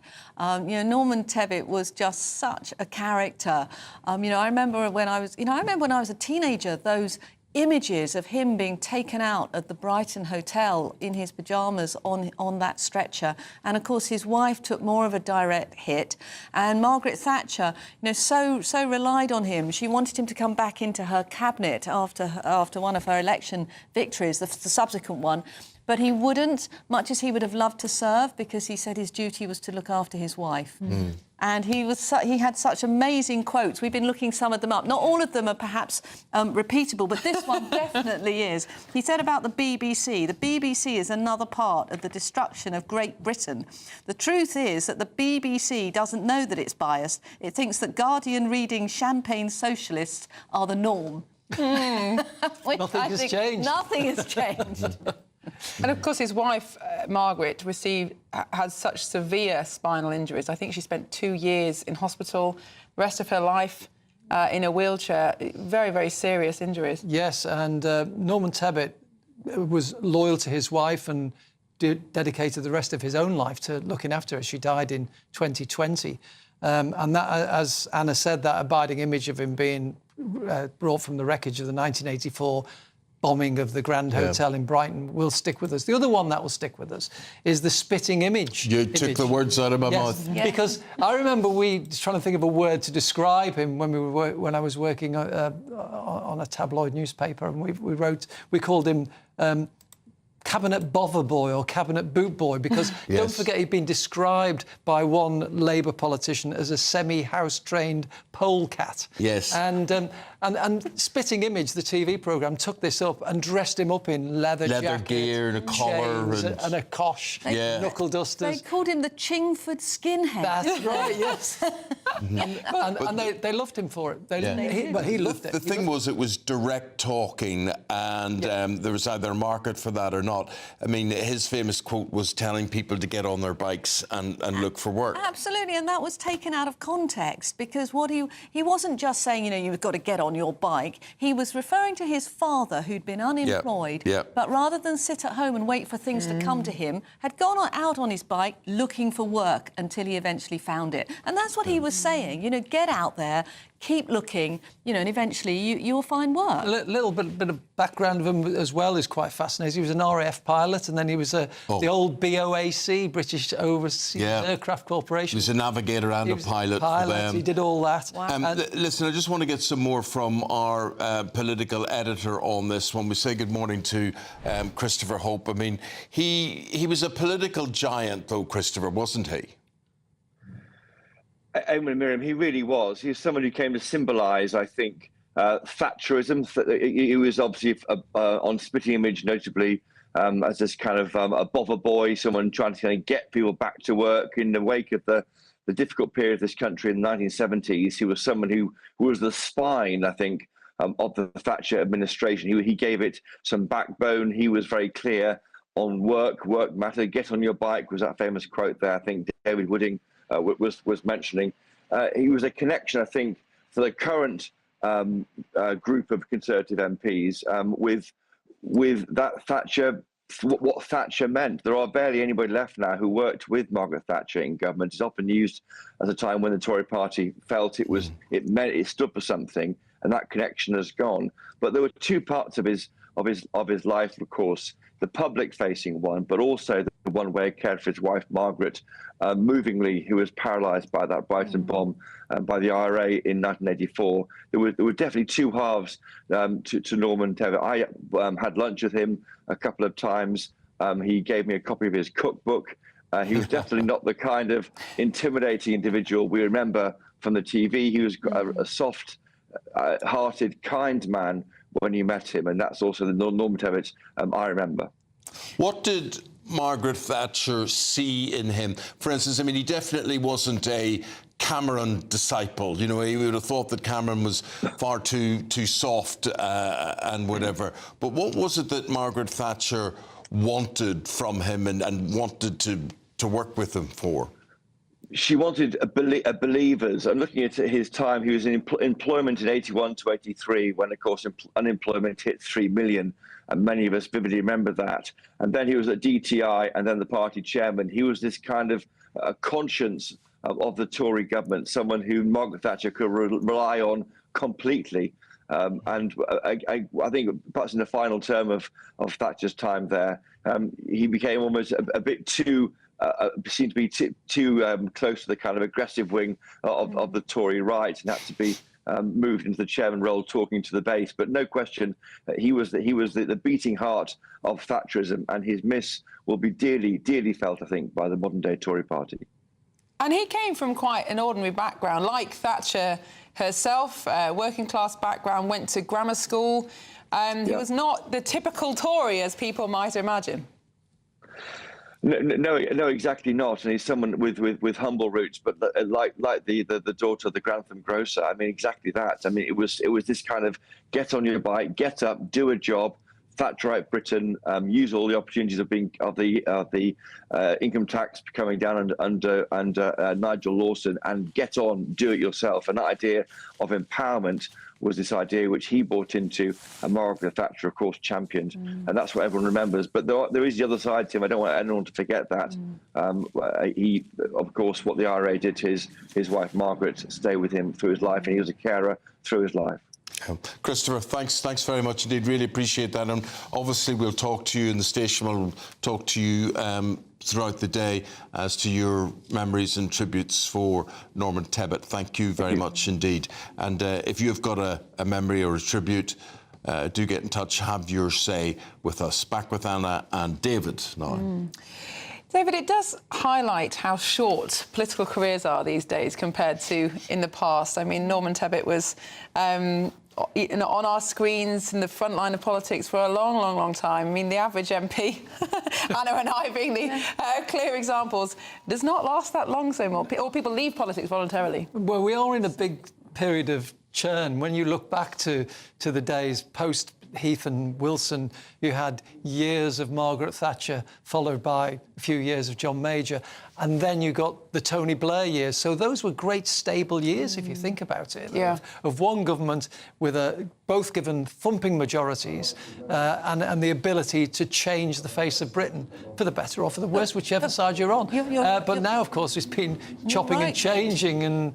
And Miriam's also right. Norman Tebbit served in the cabinet under Margaret Thatcher for longer than both of us were MPs. Puts it into perspective. And he only got his break, of course, because Cecil Parkinson had to resign because of the Sarah Keys affair. Yes. Now, I mean, there's another thing. MPs don't resign because of affairs anymore. And Mrs Thatcher was very sad about that, wasn't she? Because Cecil Parkinson was one of her favourites. He was loyal, and then he not only took his job in the cabinet, but then became a right-hand man and a confidant of the Prime Minister. You could see that, couldn't you, in that photograph of them at the conference? He was absolutely right there beside her. The key thing about him is, again, he spoke, he said it as it was. He wasn't afraid to have an opinion. Again, some MPs today, it's all this triangulation on the one hand, on the other hand. He was always straight with what he said. Yes, and I wonder what... Sorry, Anna. And what I would say, and I don't know if you'd agree, Miriam, some MPs don't even appear to have an opinion. Yeah. I mean, got to be honest about our current Prime Minister. What does he believe in? I don't think anybody actually knows. And it'd be interesting to know what Norman Tebbit would think about the benefit row that's going on at the moment. He clearly believed that people had a responsibility to provide for themselves, provide for their families. He would be aghast at the idea of people signing on $20,000 a year for... ADHD or some mental health complaint. And young people signing on in the numbers that we've got. And the era he was in, of course, you had Michael Foot as leader of the opposition. So there was a stark contrast between Thatcher and Norman Tebbit, who were pretty hard, tough, outspoken politicians, and the hard left of the Labour Party. So there was a massive contrast, which shows why Margaret Thatcher was in power for so long. The other thing I think about him that stands out was his loyalty. Because I think one of the things we're seeing in modern politics, particularly as people, when they rise up those ranks, they don't stay loyal to the Prime Minister. They go on manoeuvres. But do you think that's because, as you said a moment ago, nobody knows what the Prime Ministers stand for? Thatcher was absolutely clear what her vision for the country was, and agree with her or disagree with her, she remained constant to that vision. It's very difficult to say what Starmer stood for, what Rishi Sunak stood for, what Boris Johnson stood for. It's all technocracy. Let's make the country a bit wealthier. Let's get a few more people in employment. That's not a vision. I agree with you. The one I would disagree with you on, though, is Boris. Like him or loathe him, he did have a vision for levelling up. It was the fact that, unfortunately... Why didn't he do anything about it? Because we had COVID. COVID knocked out his premiership. Yes, but in order to deliver levelling up, even had we not had COVID, they would have made some very, very difficult spending decisions and decisions around, for example, industrial policy that you and I both know many of our former colleagues would have voted against. Yeah, but they might have done, but that doesn't make it wrong. I think his observation that talent is distributed equally, but opportunity is not, was absolutely the right one. It's an observation, not a vision. The one big thing Boris Johnson had, which we haven't seen in any of the leaders since, is a bit of charisma, personality, and chutzpah. I mean, people like a good orator, and I'm afraid we don't have one of them. He was a TV personality. I mean, have I got news for you and whatever. The way Trump did it in America with, what's that programme? Apprentice. The Apprentice and whatever it is. They give themselves profile there, and then people buy into it, and that's the way it is. Guys, we've got to say goodbye to you. Thank you very much indeed for putting the Norman Tebbit situation into context for us. And could the Conservatives in 10 seconds do with a Norman Tebbit today? Absolutely. His message of actually get out there, personal responsibility, look for work. Don't look to the state all the time to solve your problems is what we need. OK. Thank you both very much indeed. Appreciate it. Lots more to come on the programme. What? Lots more to come on the programme. Lots more to come, including the weather with Alex Deakin. It's going to be a good day.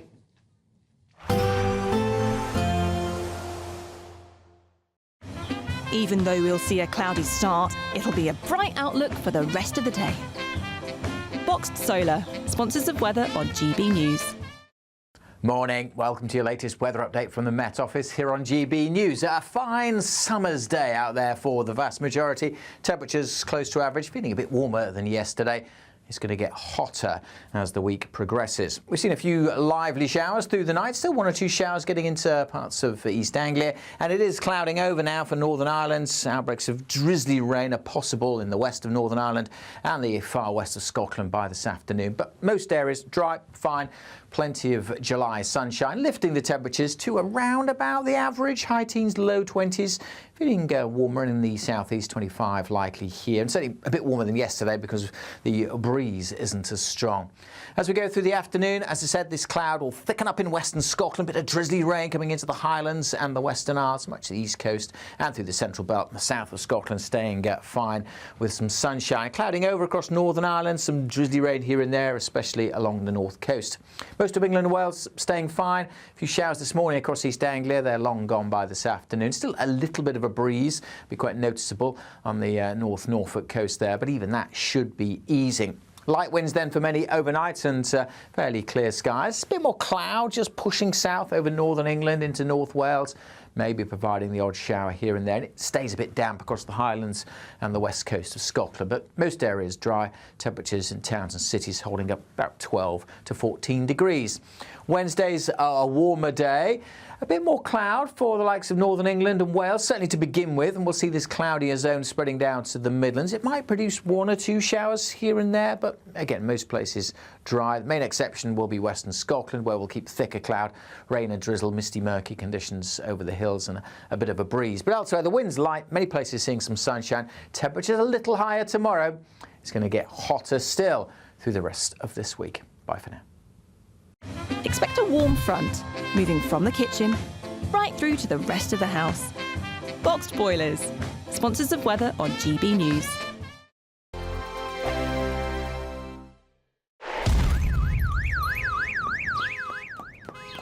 Crash Law 24 sponsors GB News Traffic and Travel Report. Good morning, this is the latest AI travel news from gbnews.com. Delays impact routes nationwide today. A timing issue at Newbridge causes a 19-minute delay between M8 westbound junction 3 and M9 westbound junction 1. An incident near junction 23A on the M4 at Magor disrupts traffic in both directions. A broken-down vehicle on A45 westbound in Northamptonshire causes lane closures and a 50-minute delay. The M5 northbound has road management issues, closing one of 3 lanes. And on the trains, disruptions are reported on Chiltern Railways between London Marylebone and Aylesbury. For more travel news, go to gbnews.com. Crash Law 24 sponsors GB News Traffic and Travel Report.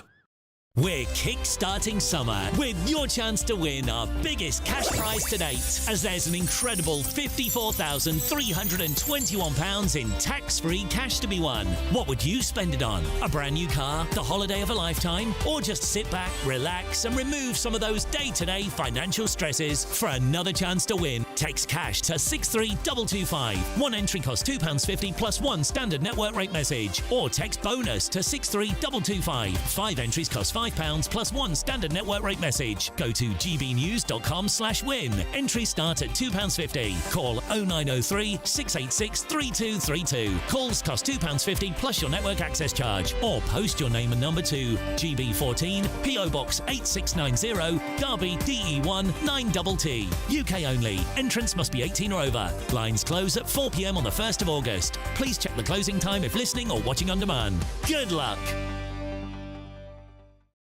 Westminster's full of talk, but out here, it's the real world. Am I allowed to talk now? No, that's it. This is where it matters, real people and real lives. That's what politics is all about. The fact is Trump made a good start. No. Straight answers, no spin, and just a couple of pints. How many fingers have I got up? About 10. So join me for Lee Anderson's Real World every Friday at 7 p.m. only on GB News. The People's Channel, Britain's news channel. You want to know what's really going on in the corridors of power? Labour don't know what to do with you half the time, and that makes you quite lethal in the chamber. Get behind the headlines with Chopper's Political Podcast. Join me, Christopher Hope, as I sit down with the great and the good of British politics. We'll see where this ruling takes us. These are the stories shaping our nation. Chopper's Political Podcast, available now on all platforms. Listen in and stay ahead.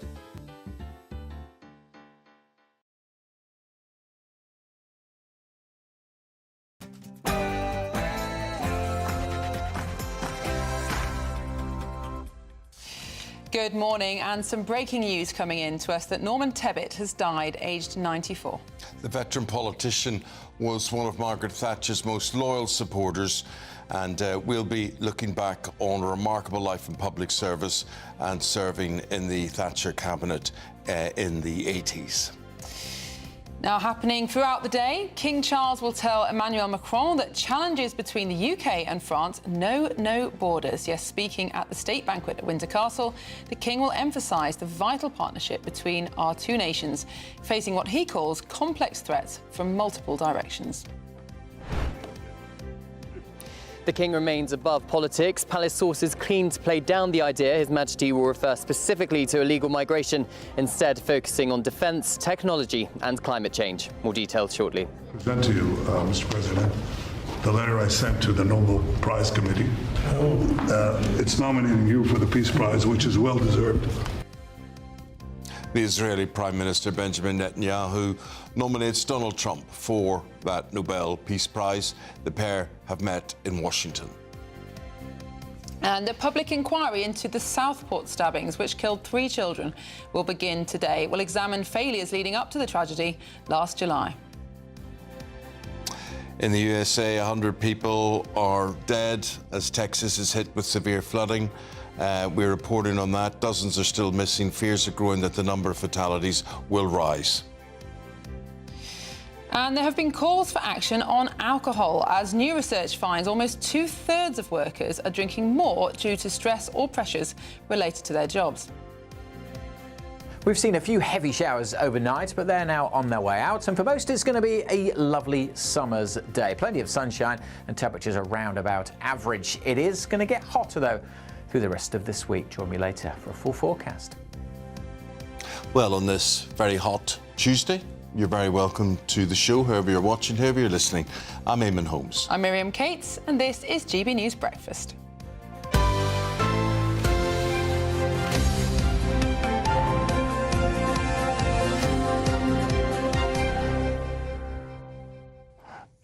Norman Tebbit, we're reporting on his death this morning.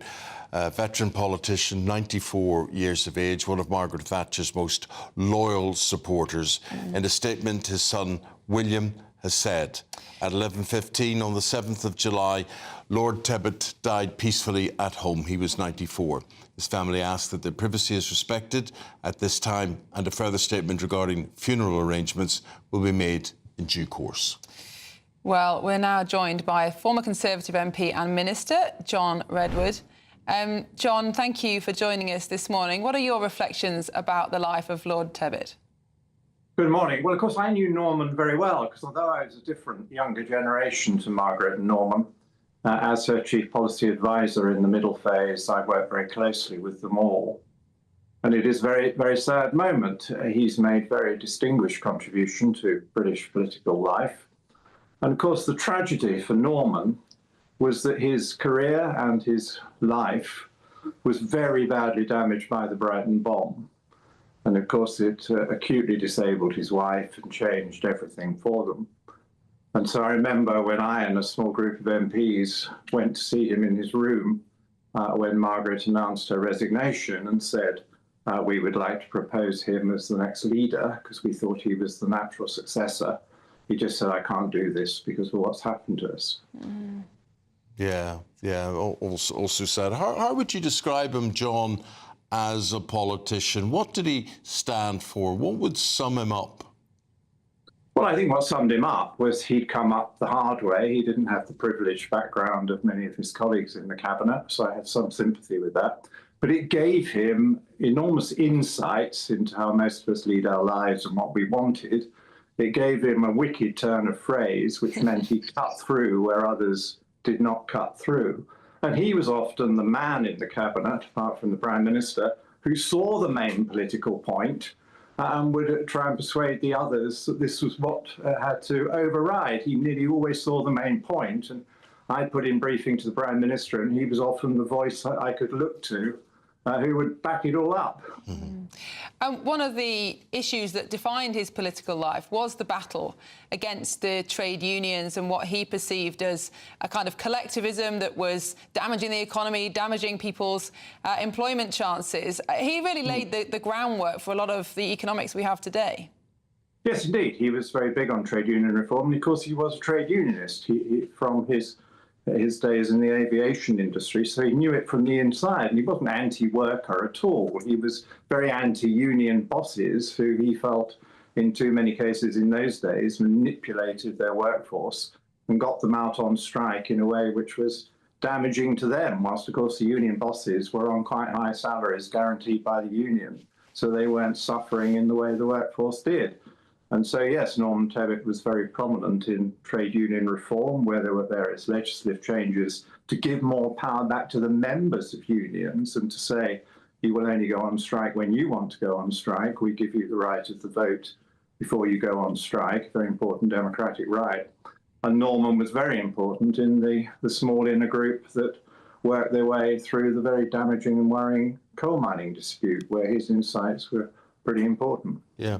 John, what did you observe working around him and Margaret Thatcher? What was it in him that she admired? We were talking earlier about loyalty, which is something that often doesn't exist nowadays, but he seemed to be incredibly keen to serve her, loyal to her, and she would have known that. Yes, he was very loyal to her because they shared a lot of outlook in common. They had a strong motivation to serve the British public better than previous governments had served it. Not a difficult task, but they then worked out how to do it. And they were driven entirely by their perception of what the public interest was. They didn't play silly short-term political games, and anything that Norman said was an underlying truth. It wasn't just a piece of spin. That both he and Margaret, before they said anything or signed off on a speech, always wanted to know that every statement in it could be proven and had good backup. Oh, earlier, John, you said that he had great clarity, a wicked turn of phrase that enabled him to cut through. Do you think that's what many politicians are missing today, with almost an inability to get past the spin or what might seem sensible on Twitter? Well, I think you need that combination of the wicked turn of phrase and the underlying honesty, the integrity. And people want people to represent them who believe in something and are not afraid to fight for their beliefs. They won't always agree with them, but they at least know where they're coming from. And I think there are too many politicians today, and there were quite a few around in Thatcher's day as well, who are casual with the truth or just say things because they think it might please people, and change their minds as often as they change their shirts, and it doesn't really encourage people to follow them and believe in them. If he was fit and well and in his prime, would there be a role for him in today's Conservative Party? Would he have wanted a role in that, or has politics moved on, John? Well, I'm sure there would have been a role, and I'm sure he'd have wanted a role. He was a great political talent, but all this has to be subject to the tragedy of his own personal life with his wife, which did wreck everything for them in a very visible and permanent way. And I don't think the nation was particularly kind over all that, because it was quite difficult getting him any support or help. when he clearly needed it, and he wasn't a rich man because he'd spent his life in public service. Yeah, John, thanks so much for the insight, personally and political. We really do appreciate it, and thanks for your time this morning. Well, it's a sad day, and thank you for listening, because I think somebody needs to point out what actually happened to Norman. Yes. Yeah. Okay. Thank you very much. I had not considered that at all, really, that actually what personal, financial, practical support would there have been for the Tebbits when he was a full-time carer and a senior political leader? Yeah, it's quite an ordeal. Yeah. 9 minutes past 9 o'clock on this Tuesday morning. We'll take a break there. Still to come, King Charles will tell the French President, Emmanuel Macron, the challenges between Britain and France know no borders. OK? We'll have more on that next.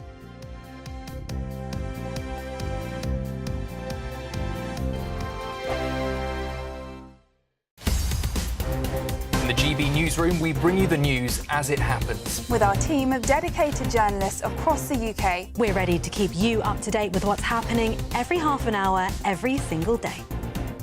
Bulletins here on GB News, the People's Channel, Britain's news channel.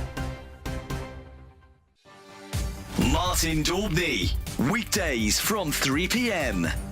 French authorities first seized the Lady T, and that's an Eastbourne-based fishing vessel. And next, they find its skipper, Philip Edwards, €30,000 to release his boat.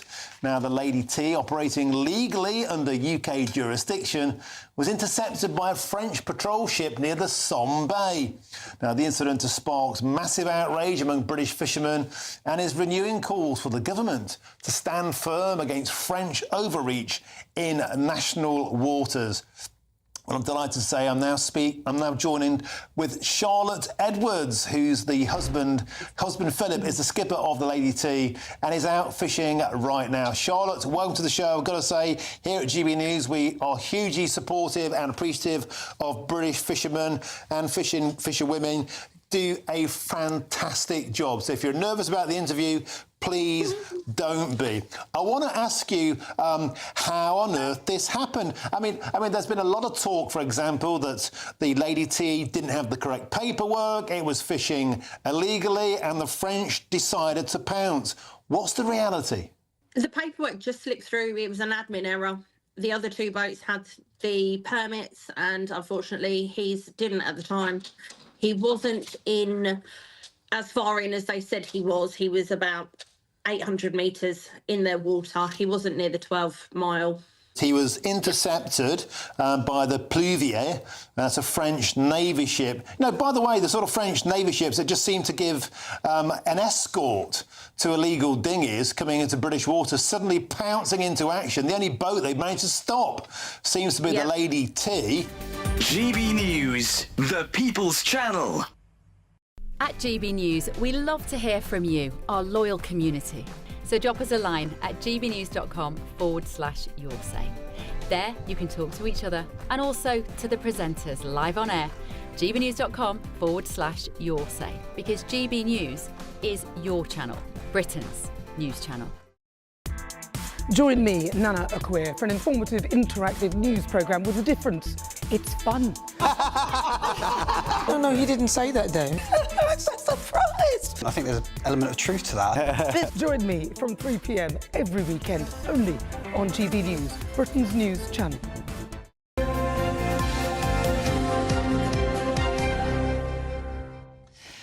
Now, in a powerful display of diplomacy, King Charles will tell Emmanuel Macron that challenges between the UK and France know no borders. So whatever that means. So the banquet is at Windsor Castle tonight, and the King will emphasise the vital partnership between our two countries, facing what he calls complex threats from multiple directions. Well, this comes as Prime Minister Sir Keir Starmer fights to secure a critical migrant returns deal with France aimed at stopping the small boats crisis. Let's go to our royal correspondent on this one, Cameron Walker. Cameron, if people are worried that this all sounds a bit political, is it soft politics, hard politics? How would you describe it?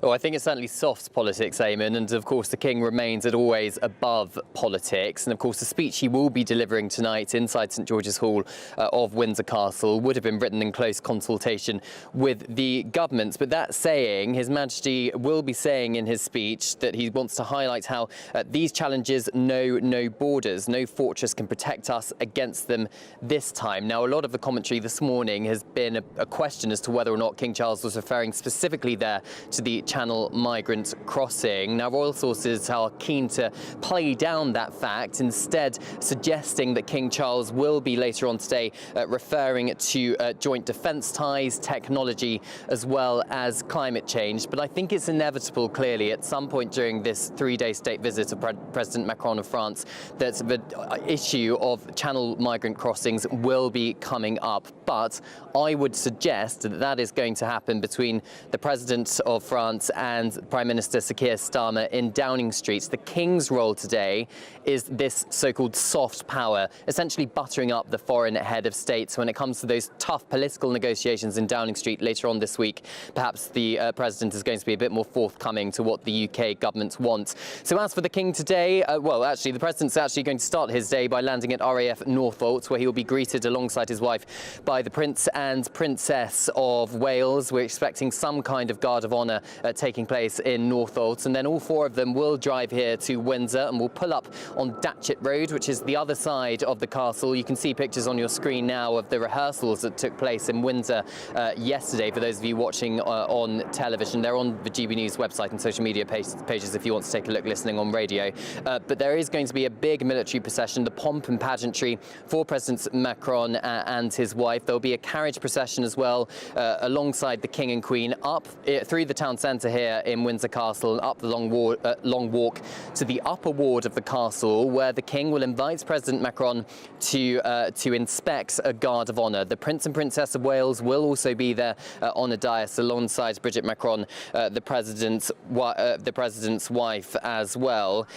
After that, there's going to be a private lunch, followed by a viewing of French items of the royal collection inside the castle before the President and his wife go to London to meet several high-profile politicians.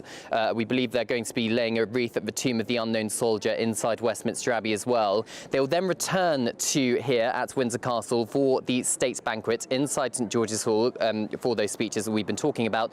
But the table itself, 50 metres. We're expecting over 160 guests. Buckingham Palace remaining quite tight-lipped as to which guests are going to be inside Windsor Castle. As for whether the Princess of Wales is going to be at this state banquet, it remains unclear. Kensington Palace keeping incredibly tight-lipped on that one. It has been well over a year since the Princess of Wales has attended a state banquet here within the United Kingdom. Of course, she had abdominal surgery and, of course, a cancer diagnosis as well. She is now in remission. As soon as we have more details on that, we'll bring it straight to you. But, of course, this is seen just to end here, this is seen very much as a template of what President Trump's state visit could look like in Windsor in September as Buckingham Palace continues its refurbishment programme.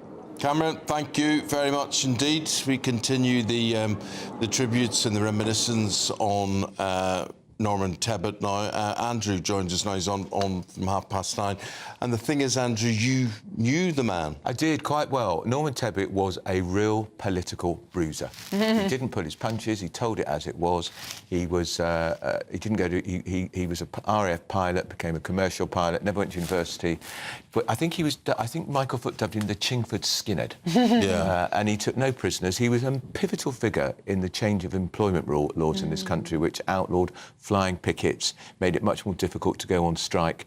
It transformed my family's life because my dad worked for British Leyland when there were strikes at the drop of a hat. Yes. Secret ballots were introduced as part of the Tebbit-Thatcher employment law reforms, and he was really one of Margaret Thatcher's truest believers. It's often characterised in politics now that Thatcher and her allies, who were against the unions, as it was perceived, and were against the working man. But actually, perhaps the opposite was true. This was the reforms that the working man needed. Absolutely, and it's why Thatcher won so many of the working class votes from 1983 and 1987, because it did change the lives of people like my dad who worked in a factory, because he wasn't constantly on strike. Countless family holidays cancelled, Butlins or the caravan, because Dad was on strike again. Being held to ransom by the union bosses. Show of hands, and Dad would come home and he'd say to my mum, I'm telling you, love, there were more hands not to go on strike, but the shop steward said, we're out. Wow. And that had to change. And Tebbit was a key part of that, and he got it because of his own background. So a good life, long lived. He left the cabinet in 1987 because, frankly, he needed to earn some money to pay for the care of Margaret because he was in the Brighton bomb. His life just so changed. His political life, his personal life changed. Everything. That IRA bomb. Paralysed from virtually the shoulders down, and she needed 24-hour care. Hugely expensive, and then she got dementia as well. And I remember one of my last conversations with him, he said, dementia, you know, sometimes it changes the person completely, which I know, because my dad went through that phase. It became very difficult. So he didn't have an easy life, Norman Tebbit, but I think he was a great servant of the country. Brilliant. Earlier on, we had Christopher Hope, our political correspondent, remarking on his political life and that he was quite a bruiser. He was very forthright, but saying that he's also a very soft-hearted man in private, a kind man, a quiet man, not the kind of ego that some politicians are known to have had. Completely gentle and very kind and always thoughtful. And I remember he made some criticism of a food bank, thinking they were being exploited. He went to see a food bank and he recanted, he withdrew his criticism. So he'd admit when he got it wrong, and he was there for Thatcher getting her into the Tory leadership. And was one of the few supporters of her right at the end. And it's a shame because there's not many of them left now. No, not many at all. Tell me this, my friend. He also impressed me with how skilled he was in different areas. I mean, as a trained pilot, as a navigator within a plane, he could do all of that. He really could, and he held some big jobs in the government: employment secretary, trade secretary, Tory party chairman. He was a great communicator, and a lot of people said that they were scared of Thatcher. He stood up to Thatcher. How do you think he'd fare today? If he was, fully fighting fit? In this politically correct woke world, he'd struggle. Because he'd have said too many times the wrong thing, but actually he was just telling it.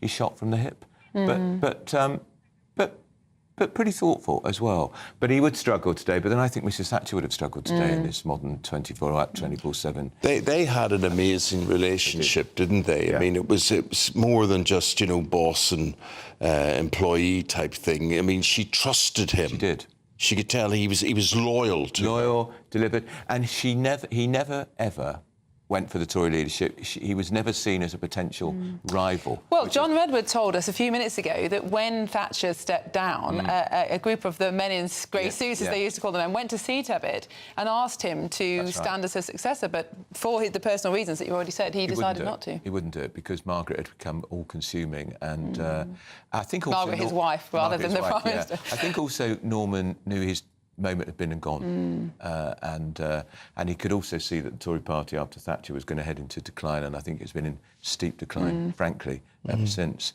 I don't think she could have done it without him, actually. And she wanted him back, didn't she? She did. Yeah, she did. In the end, when 1990, when she lost Nick Ridley, and she was only 6 months, as we now know, from being toppled, she asked him to come back, but again he said no because he wanted to support Margaret, and frankly, he needed the money. Isn't that a terrible reflection on our times? A woman blown up by the IRA, crippled, in a wheelchair, her husband suffering life-changing injuries, and continuing in public service. And continuing, absolutely. And yet he had to, in the end, give up what he loved to earn more money in the private sector to pay for his wife's care. And she was a plucky woman. I sat next to her at a few dinners, and she never complained. But I mean, there she was in the Brighton hotel. Quiet night, an attempt to try and eradicate the entire cabinet. I mean, they came within feet of killing Thatcher. And she famously gave her conference speech the next day. Regardless. 9:30 in the morning. Incredible resilience and an incredible ability to stick to the plan, to stick to the vision, which no current Prime Minister seemed to have. And when Norman came back to the Commons after the Brighton bomb, after his injuries, I can remember the whole Commons stood up and applauded him, something you didn't see very often. The same happened with John Wakeham, who also suffered. He's lost his wife in the Brighton bomb. He was in Thatcher's cabinet, who's still alive, actually, John Wakeham, but also not so well these days. What about Norman, who's 94 years of age when he died? What about his last few years, or his last 10 years or 15 years? What did he do? We know we talked about he cared for his wife. House of Lords. Very active in the House of Lords. Retired a few years ago when it got too much because he lived up in Bury St Edmunds. But he was active in the House of Lords, and you know who would have loved to have got him? The Reform Party and the Brexit Party, but he stayed true to his Tory principles. Well, my friend, you've got your own show to do very, very shortly.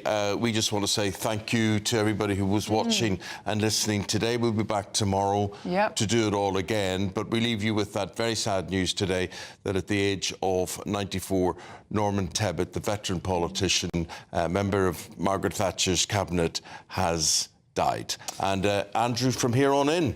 Absolutely. Coming up now, first the weather.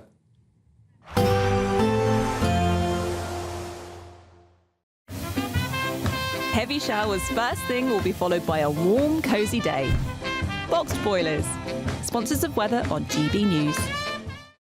Morning. Welcome to your latest weather update from the Met Office here on GB News. A fine summer's day out there for the vast majority. Temperatures close to average, feeling a bit warmer than yesterday. It's going to get hotter as the week progresses. We've seen a few lively showers through the night, still one or two showers getting into parts of East Anglia, and it is clouding over now for Northern Ireland. Outbreaks of drizzly rain are possible in the west of Northern Ireland and the far west of Scotland by this afternoon, but most areas dry, fine.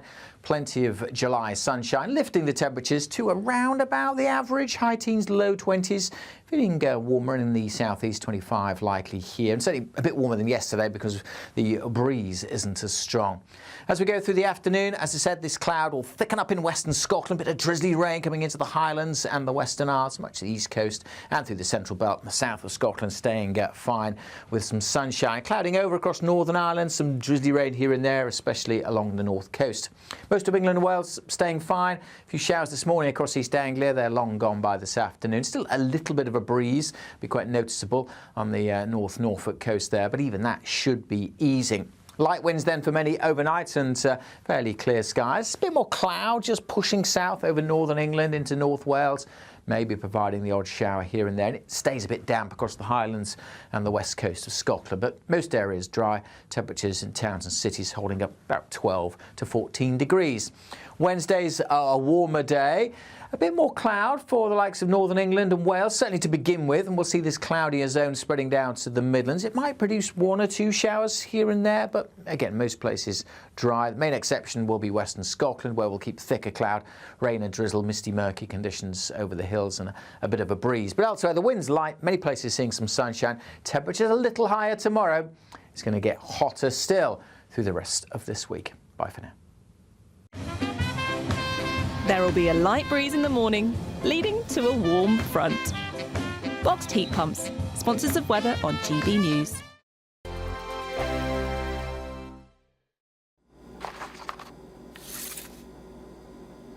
Crash Law 24 sponsors GB News Traffic and Travel Report. Good morning. This is the latest AI travel news from gbnews.com. In Gloucestershire,